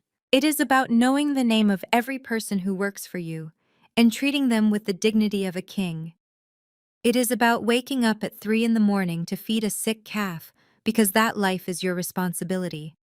It is about understanding that you do not inherit land to cash it out. You inherit it to safeguard it for the next generation. Darius looked at a century-old oak tree and saw lumber. Tiffany looked at a library of first editions and saw clutter. That is not just ignorance. That is poverty. A poverty of the soul that no amount of money can ever fix. They were so busy trying to look rich that they never realized how cheap they had become. I sat back in the chair, resuming the slow, rhythmic rocking. They are gone now, chasing their hollow dreams in prison cells and basements. But the land remains. The roots go deep here, deeper than their greed could ever reach. We cleaned up their mess. We stripped away their pretension. And what we are left with is the truth. I looked out at the horizon one last time as the sun slipped below the earth. You can buy a suit, you can buy a title, you can even buy a judge if you are desperate enough, but you cannot buy the respect of a place like this. You have to earn it, and earning it takes dirty hands and a clean conscience. That is the only legacy worth keeping. The screen fades to black. The morning air was crisp and smelled of damp earth and sweet clover. It was the scent of a land that had healed. I walked into the stable not as a shadow slipping in to steal medicine for a dying animal, but as the owner inspecting her stock. I saddled the chestnut mare with the practiced ease of a woman who had been born in the saddle. She nickered softly, nudging my pocket for an apple, and I obliged. There was no rush today. There was no crisis to avert, no creditor to outrun, and no family member to manage. There was only the work. I mounted up and guided the mare out into the sunlight. The transformation of the ranch was miraculous.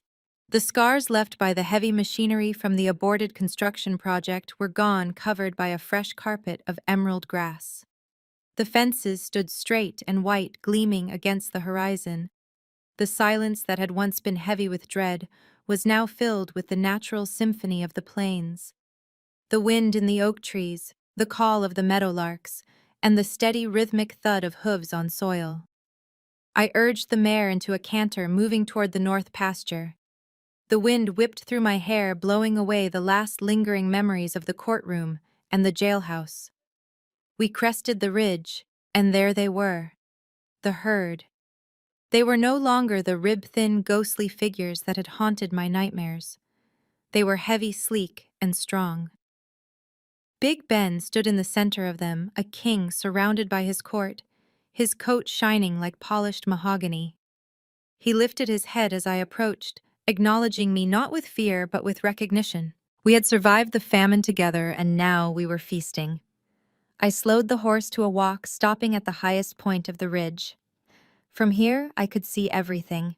The river winding like a silver ribbon through the trees, the main house standing proud and restored in the distance, the long driveway that was no longer a runway for vanity projects, but a road that led home. The camera begins to pull back, slowly rising higher and higher into the sky. My figure on the horse becomes smaller, a solitary guardian watching over a vast kingdom. The perspective shifts from the intimate details of the rider to the breathtaking scale of the ranch. The green pastures roll out in every direction, stretching as far as the eye can see. The scars are invisible from up here. The drama, the betrayal, and the noise are all swallowed by the immense enduring beauty of the land. The music swells a soaring orchestral score that speaks of resilience and triumph. It is a sound that matches the grandeur of the Texas sky. I am just a speck in the landscape now, but I am the anchor that holds it all together. I did not need to shout to win. I did not need to boast. I simply needed to outlast them. The screen fades slowly to black, leaving only the music echoing in the void. Then white letters appear in the center of the darkness. Never underestimate the quiet ones. The saga of Brooks Ranch serves as a timeless reminder that true class cannot be bought. It is earned through stewardship and integrity. While Darius and Tiffany chased the illusion of status with noise and arrogance, Zara demonstrated that real power lies in silence, observation, and an unwavering loyalty to one's roots. The loudest voice in the room is rarely the strongest, and those who underestimate the quiet ones often do so at their own peril. Dignity is not a costume you wear, it is the foundation you build. Share this story if you believe integrity always wins in the end.